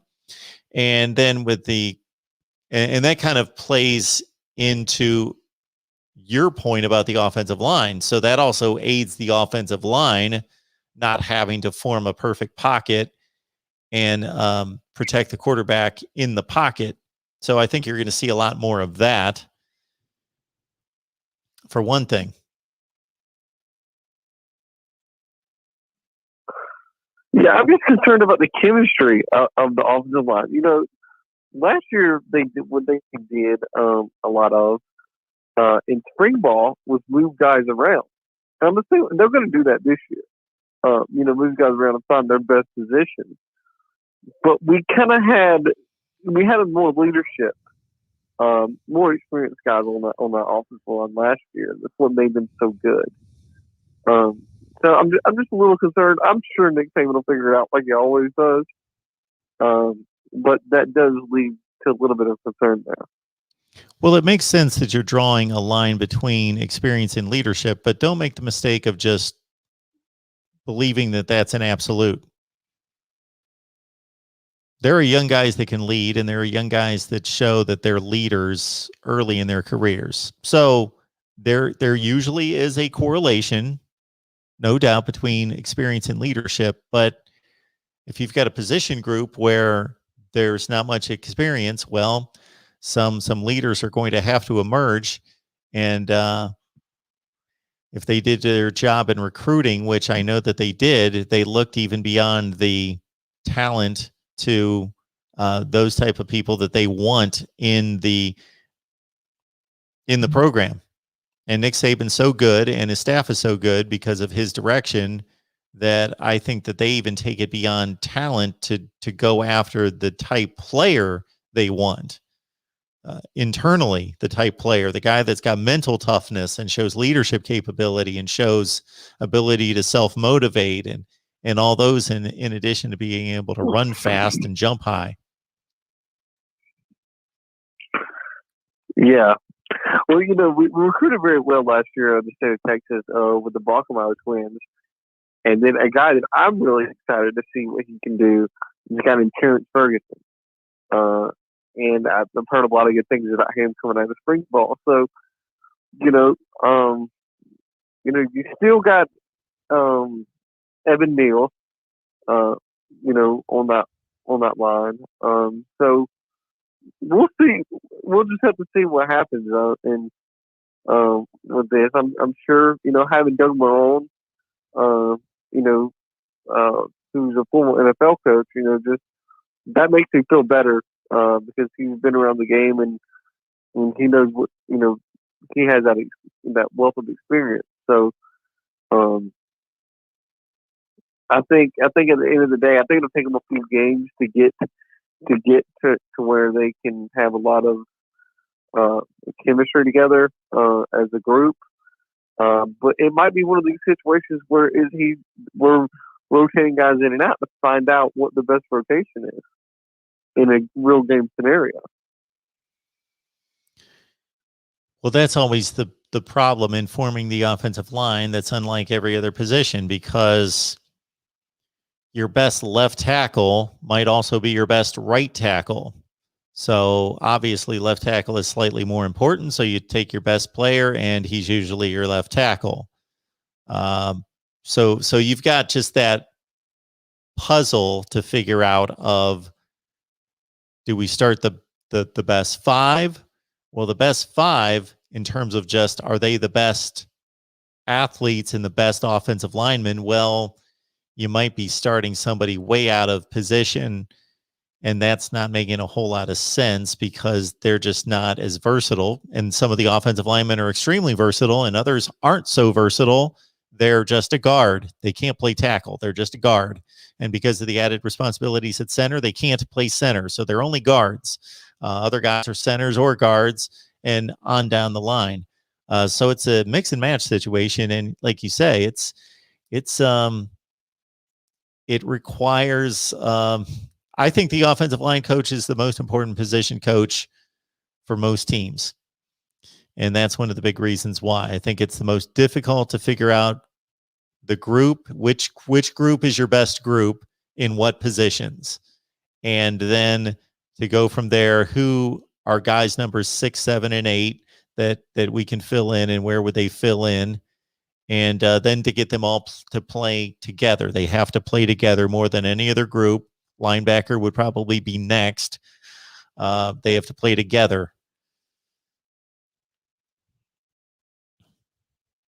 Yeah, I agree. One more question before I let you go.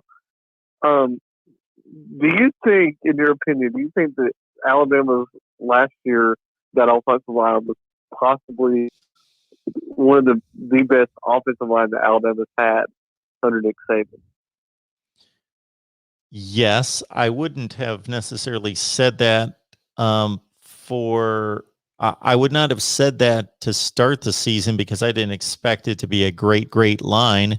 But the way they performed, I'd say yes, because when you throw the ball as much as they did, and even once they got to the Ohio State game, if you compare what Ohio State was able to do against Clemson's offensive line in pressuring Trevor Lawrence, and then what they were not able to do in putting heat on Mac Jones, who's more of a sitting target, it was impressive the way they protected him in the national championship game. Yeah, I would agree. I think that that's probably the best offensive line Alabama's had under Nick Saban. I hate the fact that we lost. Well, this is on a defense position, but I hate that we lost Christian Barmore on defense because I think he should have stayed for one more year. I think he could have moved himself up the draft for next year. But I hated that we lost him. But I think, so back to my original point was,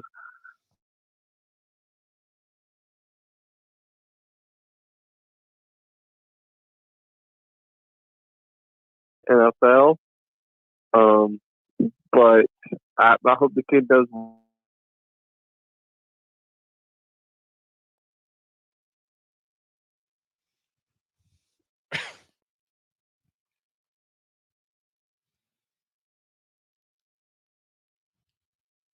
So was there a question there that I missed?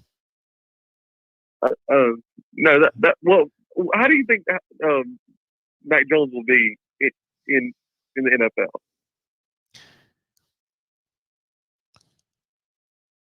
I think that Mac Jones is one of the more accurate passers that I've seen in recent years. I think that Mac Jones doesn't get a lot of credit because the talent around him was so superior to, the wide receiver core was arguably the best in the history of the game, along with the year before and along with the LSU bunch in 2019 as well. But his placement of the ball is, again, it's one of the best that I think we've seen in a long time. His placement of the ball. He's not a great athlete, but he can move around in the pocket. He's not flat-footed. He can move enough, but that's not a part of his game that's going to threaten or scare the defense. His arm's not elite, but it's certainly strong enough. I think that he could turn into a really good NFL quarterback. He's some generational talent, but I think that he could be I'm trying to think of somebody to compare him to. If I compare him to somebody, it's not necessarily going to be the skill set. It's going to be how good they are, if you follow me. Like I'm thinking, like Kirk Cousins came to mind. And Kirk Cousins has had a really good NFL career and makes a ton of money. He's a little different quarterback, slightly different. He's more mobile than Mac Jones, but he came to mind. As far as arm, I would like to, not as far as talent, but as far as arm. he reminds me a little bit of Andy Dalton when he was, when he was really good. Yeah. Um, Andy Dalton's a better athlete, well, I appreciate you. or at least he was. Yeah. He could move around I appreciate you taking my call, Mark. Thank you, Hunter. Appreciate it. Talk to you later. Bye-bye.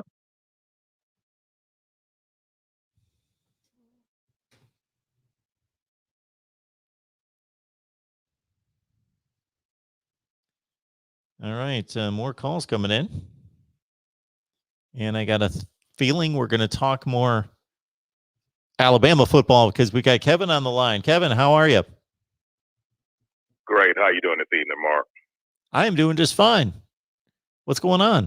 Well, I just wanted to reach out to Hunter for a moment, and in the words of the poet laureate Aaron Rodgers, relax.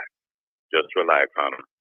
The person that's going to be protecting the blind side for Bryce Young this upcoming season will be Evan Neal, and he'll be a first-round draft choice as far as in the 22 draft. So just relax, Hunter. It's going to be well. It's going to be well. The one thing that unless something happens, the one thing the University of Alabama will be able to do this year, as well as Ohio State, Clemson, etc., will be able to eat at the buffet, and the buffet is called your Little Sisters of the Poor as far as university. University of Alabama will be able to get fat off New Mexico State, Mercer, etc. So by that being the case, all those 5 stars that didn't get the opportunity to play last year will get more than an opportunity as far as to play this year. So that's going to assist as far as not only the University of Alabama, but also Ohio State, Clemson, Oklahoma. And has this transfer portal has it ceased to amaze you yet, Mark? And point in question is reference to T.J. Finley being on a most wanted list by Auburn and Alabama specifically. So what has surprised me, or in your words, and I think they're good words because that kind of fits where I'm at when you say what has there been anything that has ceased to amaze me? This is what comes to mind. There's only one position on the field where you can only play one player at that position. So if you're an offensive lineman, and it's not like you're stuck at right tackle, and if you can't beat out the right tackle, then you're stuck and you're not going to play. Sure, you're going to play because they're going to play the 5 best offensive linemen, plus they're going to play number 6 and 7 and maybe 8. So you can be one of the 5 best for sure, and even one of the 8 best offensive linemen on the team, and you're going to play. So no reason necessarily to move on. Maybe you'd rather play left tackle, but you're going to play right tackle because we got a better left tackle than you are. So you're going to play right tackle. And you can say the same thing at every other position, except to a certain extent, well, even running back. Nobody's going to play running back and get 30 carries and 6 or 8 passes out of the backfield and be the only guy, although that's a little bit more limited. So it's quarterback, obviously. That's the one place you have to win the starting job. Therefore, I anticipated that the transfer portal being what it is that you're going to see quarterbacks who see that opportunity somewhere else to compete for the job because they're stuck behind a great player, or they just see a team that's really in need of a quarterback where they can go play, either with their aspirations being the NFL or their aspirations just simply being, you know what? I'm stuck in this ridiculous Georgia quarterback room. I can go to a lower level Power 5 or a strong group of 5 and go play in Conference USA, and most likely I can be the starter. So I saw this being a quarterback opportunity first and foremost. And then there being other situations where, like a Jamison Williams, behind so many 4 and 5 stars at Ohio State, a wide receiver, look for another opportunity elsewhere. I am amazed at seeing the droves of players who are currently in situations where they're the starters or they're playing, and then they're going to other teams, other schools. And it's not like I'm the starter at TCU, but I really want to win big, so I'm going to go to Oregon because I think they can win the Pac-12 and they're the best team out there, and so I really want to win. No, it's like just guys switching schools, and most of them, I look at the situation and think, I'm from a football standpoint. Now, there could be all sorts of other issues involved, that they just don't like their position coach, or they don't like the part of the country, or they just want to change the scenery, whatever it is. But I'm surprised by how many players are just switching for just on the surface seems to be just the sake of going to another school, playing for a different team. Yeah, I mean, it's just, I can understand as far as why Finley decided to transfer, but it just blew me away. Initially, it didn't blow me away as much as Auburn reaching out. But I'm just going to be honest with you, Mark, it blew me away that Alabama reached out. Because, I mean, I know that, hey, you can never have too many quarterbacks. But it just seems like as far as now, I would not have done that. It would have been more so, if at all. Honestly, I just wouldn't have done it, period, Mark, to be honest with you. I mean, I wish the best as far as with all his present as well as future endeavors. But, him, rolling in Tuscaloosa, I don't understand it. I don't feel it, just to be honest with you, Mark. Yeah, based on what I saw out of him last year, he's not good enough to play at Alabama.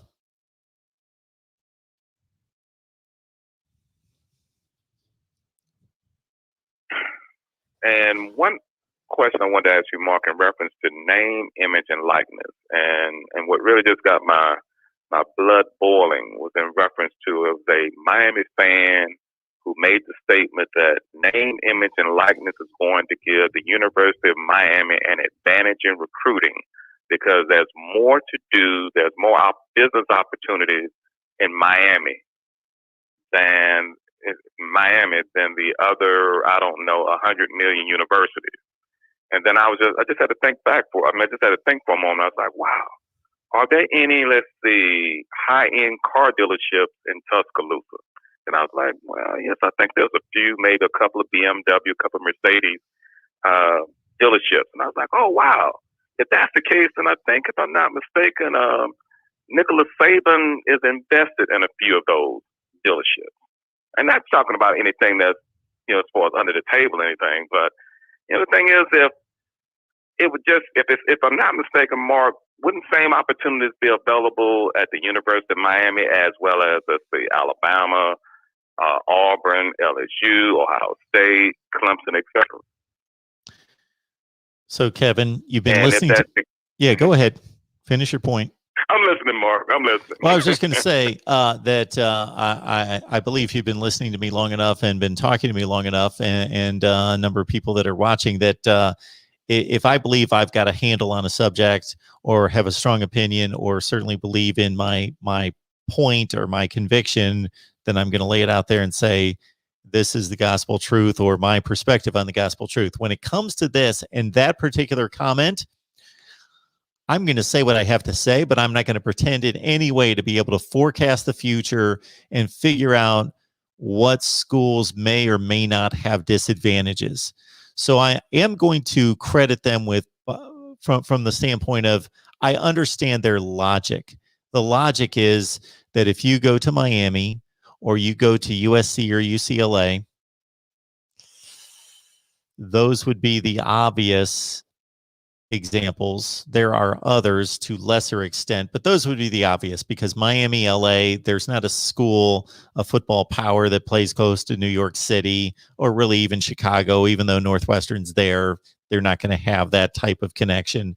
Those would be the two destinations that I can think of that have an entertainment cachet to them. And I think that's where he's headed with that thought process, that there are ad agencies and businesses that are in the entertainment industry all over the place in those two locations. Therefore, there are opportunities to make a lot of money. So I get that. I don't know how that's going to play out or if that is going to be an advantage. I think on the other hand, if you're in Tuscaloosa, Alabama, or you're in Knoxville, Tennessee, or you're in Clemson, South Carolina, or State College, Pennsylvania, and I could keep going, Norman, Oklahoma, you're a megastar. Even if you're the backup guard on the Oklahoma football team or the Alabama football team, you're still held in high regard. You are it. In South Florida, Exactly. at Miami, I mean, are you a big deal if you play at the University of Miami? Sure, it's Miami. It's a college football team, but they get kind of swallowed up in everything else that's going on there.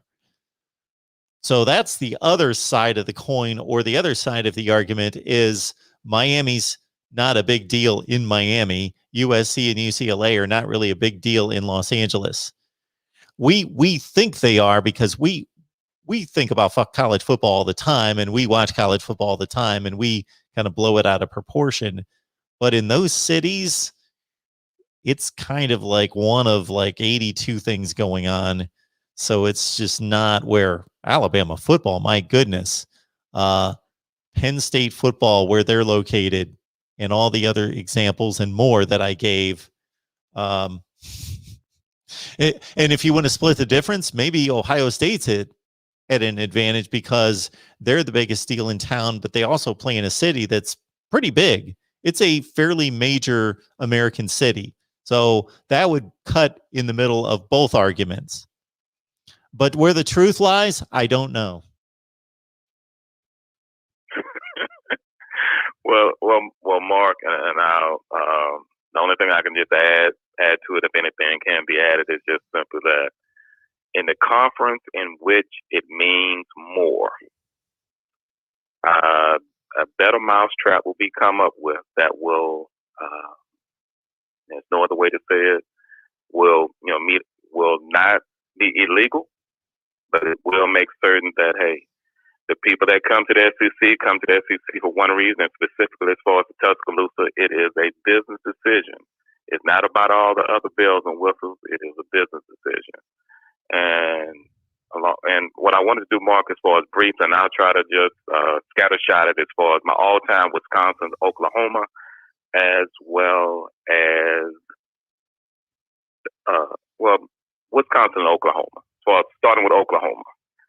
As far as quarterback, it's going to be a three-headed monster, and that'll be Jamel Holloway, J.C. Watt, and I guess prisoner of the moment, Kyler Murray. As far as backfield, two running backs, and that'll be Adrian Peterson and Billy Sims. O-line wide receiver, I'm not going to go there. I'm going to go straight to tight end, and I'm going to go Keith Jackson. D-line, off the top, Leroy Selman. Linebackers, two off the top, and that would be Dewey Selman and Brian Bosworth. And at DB, the late Ricky Dixon. And specialist, Uday Von Shalman, as far as a blast from my past, just speaking for myself, Mark. Okay. Okay. Yeah, keep going. Do you have more? Okay. Now I was getting ready to go to Wisconsin. Okay, let's stop down on Oklahoma. So while I've got a few notes in my head, isn't in combining best season and best volume, meaning he was the starting quarterback for 3 seasons, isn't Baker Mayfield the best quarterback in Oklahoma history? Ooh, oh wow, touche. I guess I'm more so speaking from my childhood instead of the moment. I apologize. I think it's an argument. I don't think he's definitely the best quarterback in Oklahoma history. And of course, Sam Bradford would be up there.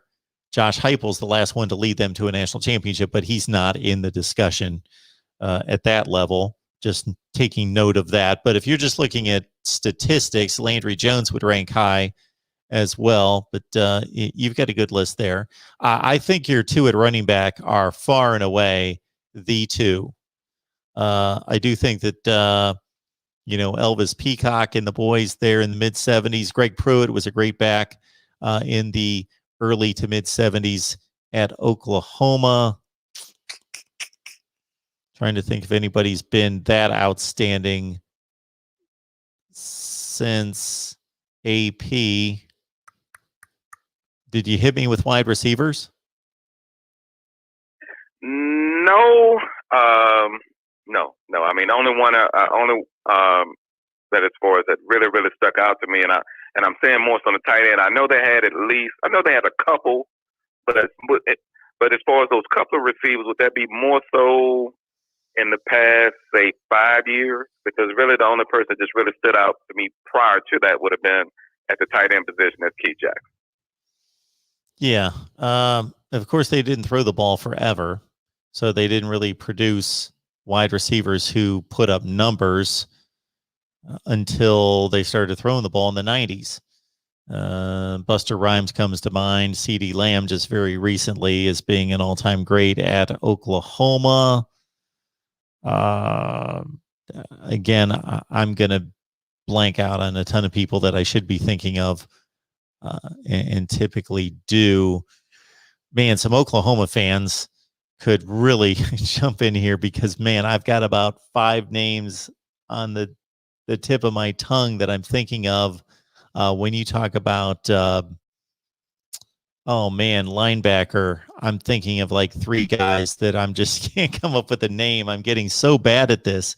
I used to be a name savant. I never forgot names, but I am these days.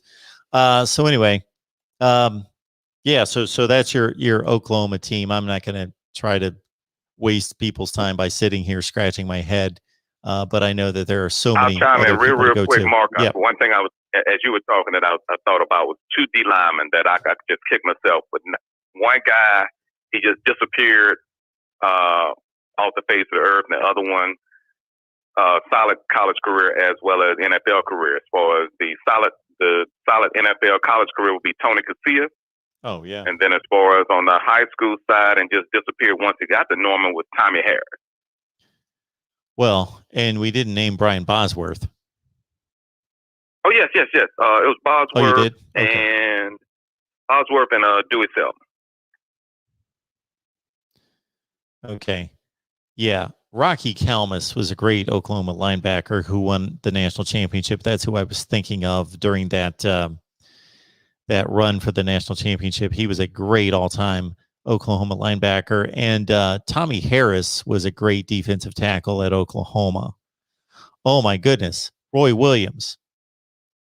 Dallas Cowboys. Oh, wow. Roy Williams. Wow. Yes, sir. So those are a couple things, a couple guys that come to mind, but there's a zillion others. So indeed, off to Wisconsin. Yes. Now, quarterback, I'm not going to lie to you. Hey, I fudged my bet and really should be, with as far as a little asterisk by it, I'm going to go Russell Williams. I'm sorry, Mark. As far as running back is concerned, Ron Dane. As far as wide receiver, 2, and that will be Al Toon and Lee Evans. As far as the O-line, I could only come up with 3, and that's Joe Thomas, Aaron Gibson, and Mike Webster. As far as at the D-line, only can come up with 2, and that's J.J. Watt and Tim Crumrod. And at DB, Jamar Fletcher and Troy Vincent, and the specialist being Ray Guy. Yeah, well, they just had, I'm trying to think of his name that just retired from the Dallas Cowboys. Offensive lineman, was a great Wisconsin player. Well, running back, we could go on and on and on. And Dane won the Heisman, but I don't know that there weren't a couple of guys at least as good as him. I just think that we're more explosive. To me, we're better running backs, even though he won the Heisman. He compiled the yardage. So from a statistical standpoint, Heisman standpoint, there's no doubt Dane is the guy. But James White, Melvin Gordon, Monte Ball, I thought were better running backs. But yeah, Dane would get the votes from most people at running back for Wisconsin. And yeah, you have to make Russell Wilson the quarterback, even though it was only one season. But that thinking is also skewed by what he's done in the NFL. True. That is true. That is true. And last but not least, Mark, as far as to prove your point, Exhibit A through Z, as far as the our Hawkeyes. Quarterback, Chuck Long. As far as O-line, I can only come up with two, and that's Robert Gallery and Joel Hilgenberg. As far as tight end, Dallas Clark. On the D-line, I can only come up with two, and that's Andre Trippett and Jared DeBriers. As far as linebacker, only one, and that's Chad Greenway. And a blast from the past as far as the secondary, showing my age, Paul Cross. And specialist being Reggie Roby. Yeah, Reggie Roby could really boot him. Well, you've got the recently 3 great tight ends.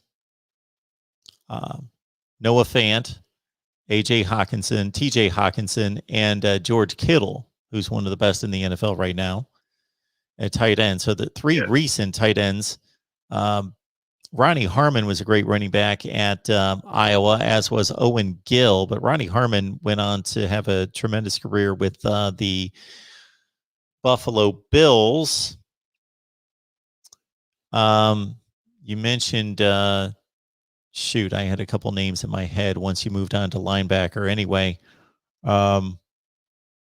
shoot, they had a linebacker who was just there and racked up all sorts of tackle records there in just the last few years that went to the Denver Broncos. And I'm not coming up with his name, but he was drafted by the Broncos, and he's there.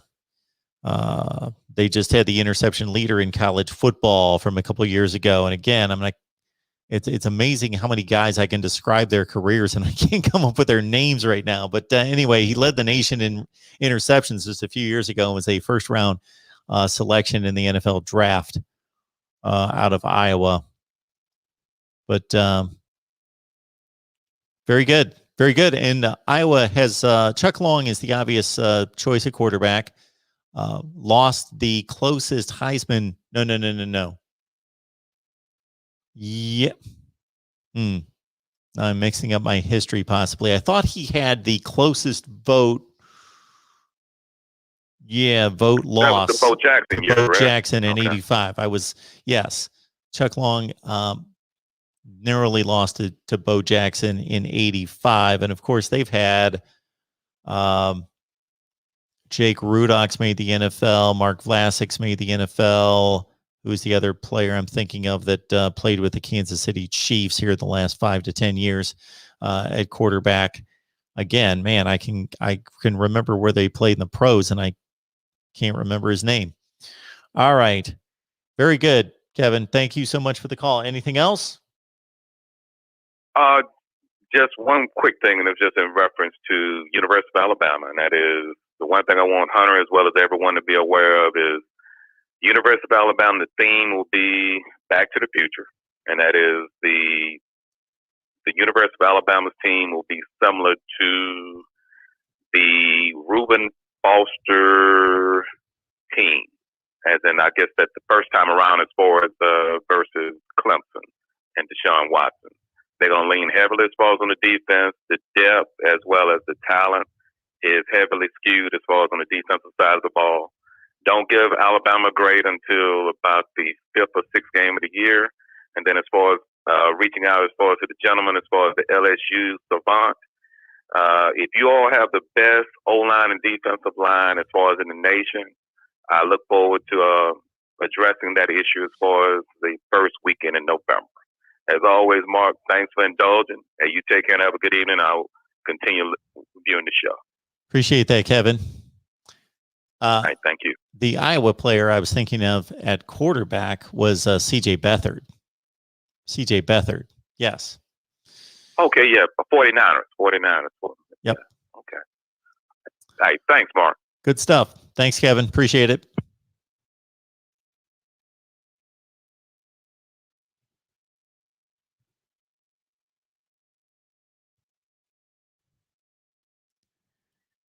hard for me to believe that I tried to spit out about 10 players' names right there that I would have never thought that in any of those cases I would have forgotten those players' names and I couldn't remember their names.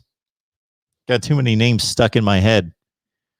All right, voice of college football, who's on the line? What's going on, Mark? How you doing, man? I'm doing great. What's going on? Nothing much, man. I wanted to call back. Guy that just called did a great job. That was a great conversation. Kind of stole my thunder a little bit, but I had a similar gripe with some Miami fans going back and forth on another platform. Sent a few in the comment section, and the guys that I was speaking with wanted to know why. I think the exact words were, "Why would any kid pick to go to Tuscaloosa over the city of Miami?" As a high school coach, let me explain why. Because it's too much to type. As far as the University of Miami is concerned, in Coral Gables, it's a great city. We all know that. It's Miami. You know, it's a great city. You can't even compare those two as far as things like that go. But I think that's part of the problem. I think it kind of goes to what you was just speaking on. I think that, in essence, works against Miami. If the football team is not winning, it's just too much other stuff to do in Miami. You know what I mean? Tuscaloosa, that city's built around the University of Alabama. Everything, you know, the nightlife, everything is it's like Athens, Georgia. Everything runs through that. You know, it's the Birmingham metro area. It's an hour from Birmingham, but people still get rooms in Birmingham and they'll drive to the game. I've been to Coral Gables. I've had kids recruited there in 2016 and 19. I can be the first to tell you that it's a beautiful campus, but that, what is it? I think it's called a Schwartz Center on their campus. You can fit that thing off in the Mel Moore Center in Tuscaloosa. I mean, think about it, guys. Like, no football field. You're renting the Dolphins football field. That's money that you would keep in-house. The Dolphins, they obviously have an issue with sharing it. They painted it. They used to have an orange, so it kind of went both ways with the Hurricanes and the Dolphins. They painted it teal, so it's like it's just strictly the Dolphins now. And when I say it, the stadium is probably 30 minutes maybe from the city, and it's just like, it's a hassle, man. It's a big hassle. Their games is like the stadium is half empty. You know, I mean, football, I'm not going to say it's not important, but it kind of speaks to what you guys were saying earlier. It's just a lot of other things to do in Miami. When you're a high school recruit and you live in Miami, the things you have to offer outside of the university is nothing new to these kids. These kids that come from South Florida, you can't say the nightlife of Miami. These kids live in that area. They understand what's going on outside of the university. What do you have to offer from an athletic standpoint? And I think that's why a lot of these kids leave. If you ask them, they'll tell you. You know, it as a product of football, these guys, with all due respect, I respect Miami. They did some great things in their time. But I don't think these guys have been relevant, honestly, since maybe, 2004, 2005, maybe? And that's a long time. When you're talking about these young men that are freshmen on these football teams right now, Alabama, Ohio State, etc. These kids are, 18, 19 years old? Think about it. In their lifetime, they've never known you to be relevant as far as consistently. You know, good season here, good season there, 7 wins, 8 wins, even 9 at a time, I would think. But these kids want to win, man. And you talk to all these kids. You go talk to any 5-star, any VTO camp, any Nike camp, any sponsored camp, they'll tell you, we want to win. Because they realize if you go to these universities that are always on television, that are always in the big games, you get more spotlight. I had a kid tell me, if I go to a university and have one good year, I'm going to the league. I mean, that's what they focused on, you know, and I hear some of the fans saying how the kids shouldn't be focused on that. The kids are focused on the wrong thing. But I hate to say that because we are kind of like the monsters that created this. These kids nowadays got recruiting shows. We give them a rating coming out of high school. We promote them like they're already they're already pro athletes. We put them on a show. We put the mic in front of their face. We put their pictures on everything. We got them all over the internet. Then when they get to college and they think they, are the man, and they get that de-recruiting cycle going on where you see this is how it really is during a regular time on campus, we get mad at them. We get upset with them when they feel like we call them prima donnas and things of that nature. We build them up only to tear them down. So that's just a few things why these kids don't stay in South Florida. South Florida has hella talent. We all know that. And most of it leaves that area. And those are some of the reasons why. I wanted to let the fans know that's why. The Miami fans. It's nothing against the city. We all know Miami is great, right? But the university, I'm not sure how their commitment to football is going. I can't even imagine playing in a stadium that's a half hour away from from the campus. That's crazy. So I kind of wanted to get your thoughts on that first. Well, I think your thought that you expressed about the way these athletes are built up is a great point, and one that I've made a number of times, is that we can't, on one hand, pour all this money as consumers into the product, into television, into the stadiums, into buying tickets and everything else that we do, jerseys and paraphernalia and all of it, and build this up and talk about it constantly online, and not expect these athletes just to be good students, just go to class, play football on the side, and not overthink it and not treat it like a business. Well, we've treated it like a business. Why would they not treat it like a business? So we can't have it both ways. We can't have it be all pure and they're students first, and then they just play football on the side, and have it be all pure from their standpoint, but we build it up into this television monster and social media monster that we do. You can't have it both ways, and that's what it's become. You're absolutely right. So it's not their fault. I think that's spot on. It's very, very, very tough.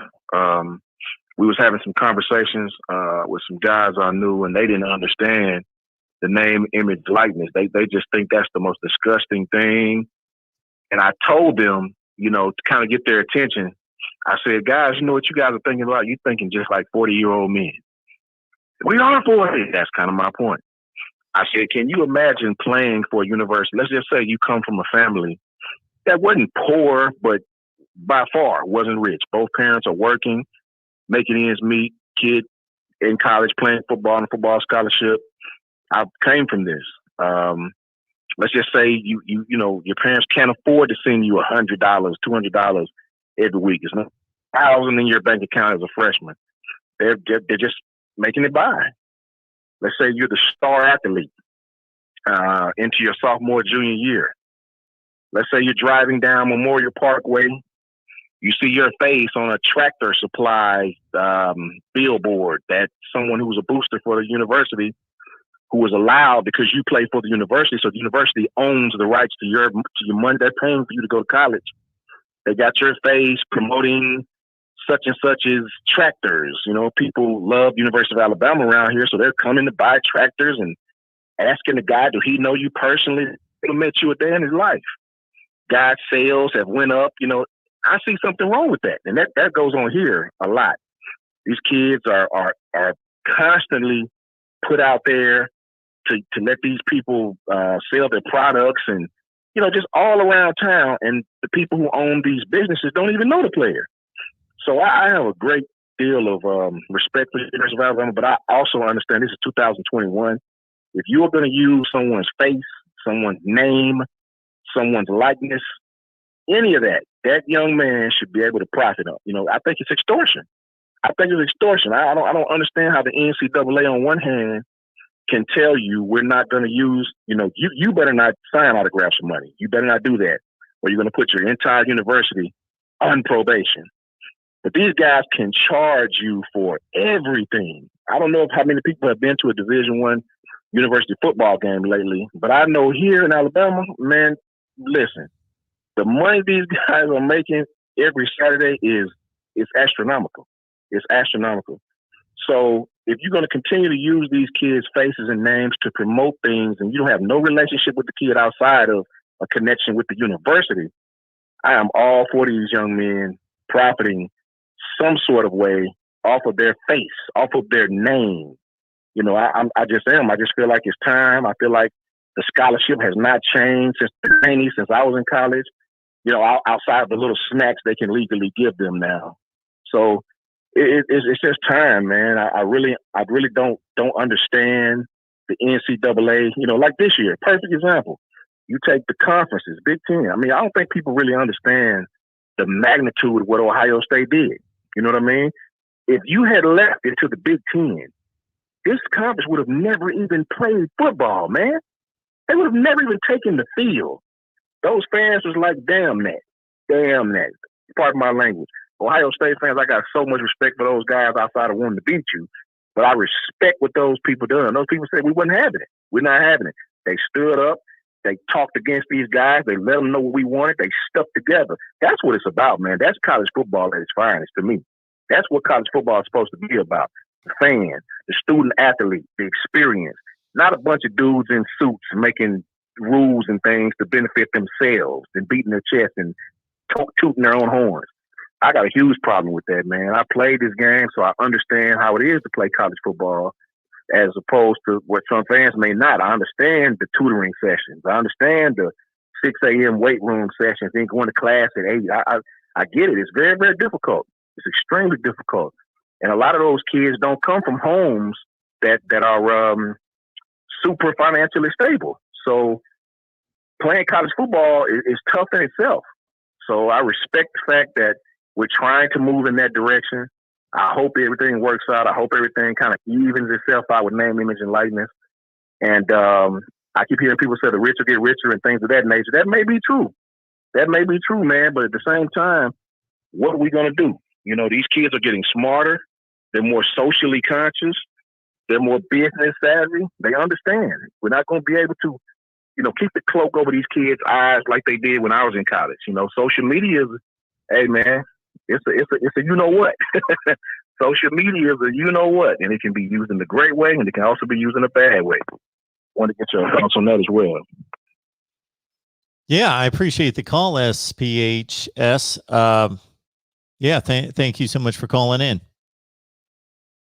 No problem, man. I appreciate you taking my call. Absolutely. Good stuff. All right. We've been on forever. So we didn't get to all the coaches' rankings. Let me finish up here. Appreciate all the calls. Before we get to the rest of the coaches' rankings, so we've got Horace on the line asking about Manscaped. So just go to Manscaped. Manscaped.com, and I believe I left that in the description section of the videos, but it's at manscaped.com. Make sure that you use the promo code MARK1. My name, Mark, MARK 1. Then you get your free shipping, your 20% off, and you can dive into the products there. Thank you for that, Horace. All right, let's finish up these coaches' rankings. Where did we leave off? We were around number 10, and I had much to say here, but at the same time, why is that not going to the screen? Not getting the graphics to come up for some reason. Interesting.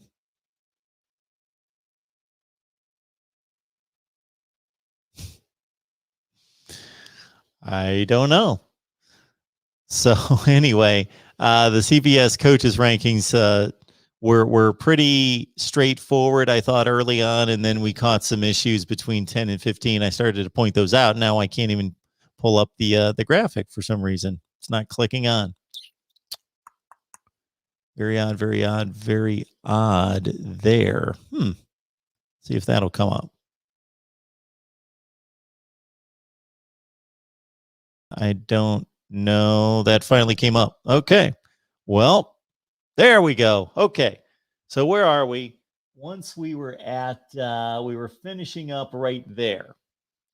So I had some issues right there with, in particular, let's get this stuff off the screen. Yeah. Of course, once you win a national championship, you're given some kind of cachet in the sport, unlike anybody else. So Ed Ogeron's going to gain that based on winning a national championship. We'll see over the long haul whether he really had a huge hand in that national championship, and that wasn't Burrow, the receivers, Brady, all of that. Again, Mac Brown, I talked about Mac Brown and my thoughts there. And as we go to the next graphic here, then we see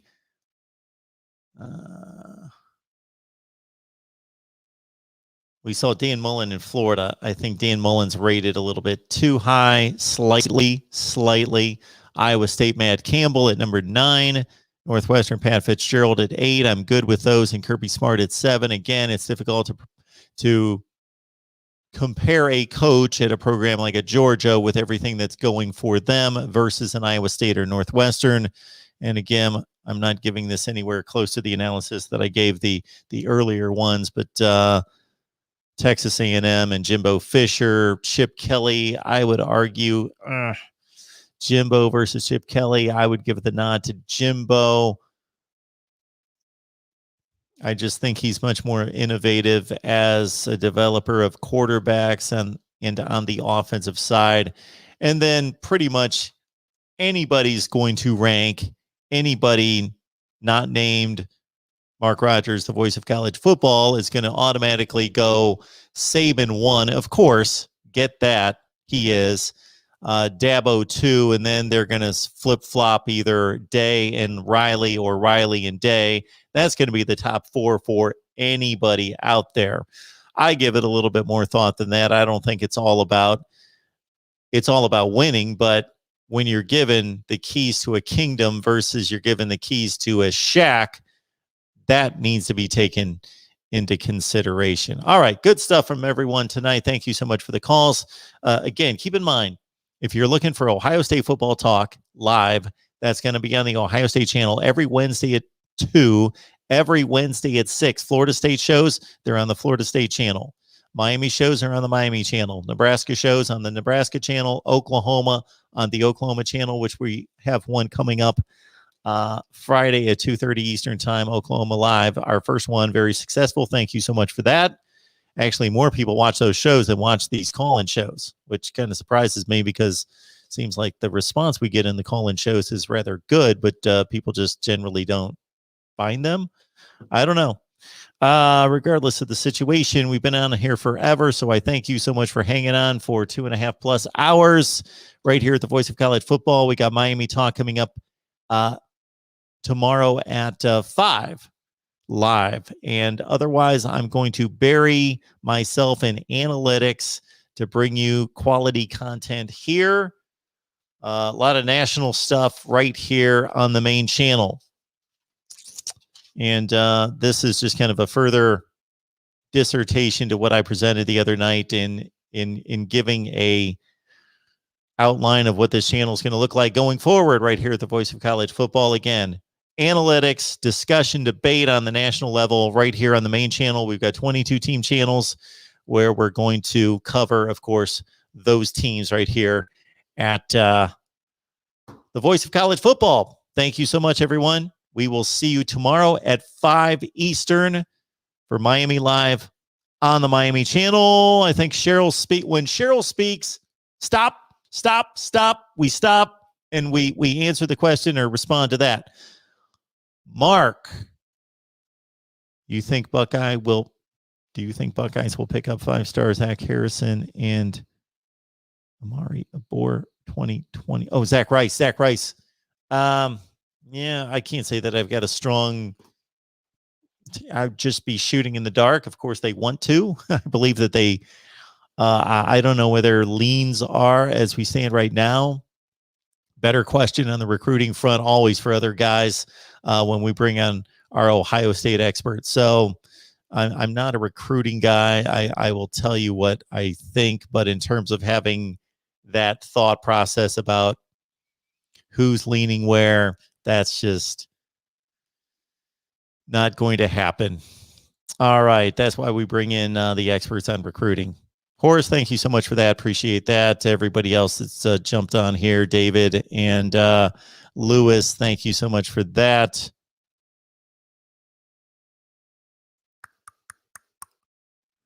All right, folks. Thursday at 5 Eastern with Miami Talk. We got Steve Dace coming on here tomorrow for a record. Unfortunately, not live, but Steve Dace will be releasing that content very soon right here at the Voice of College Football. See you next time.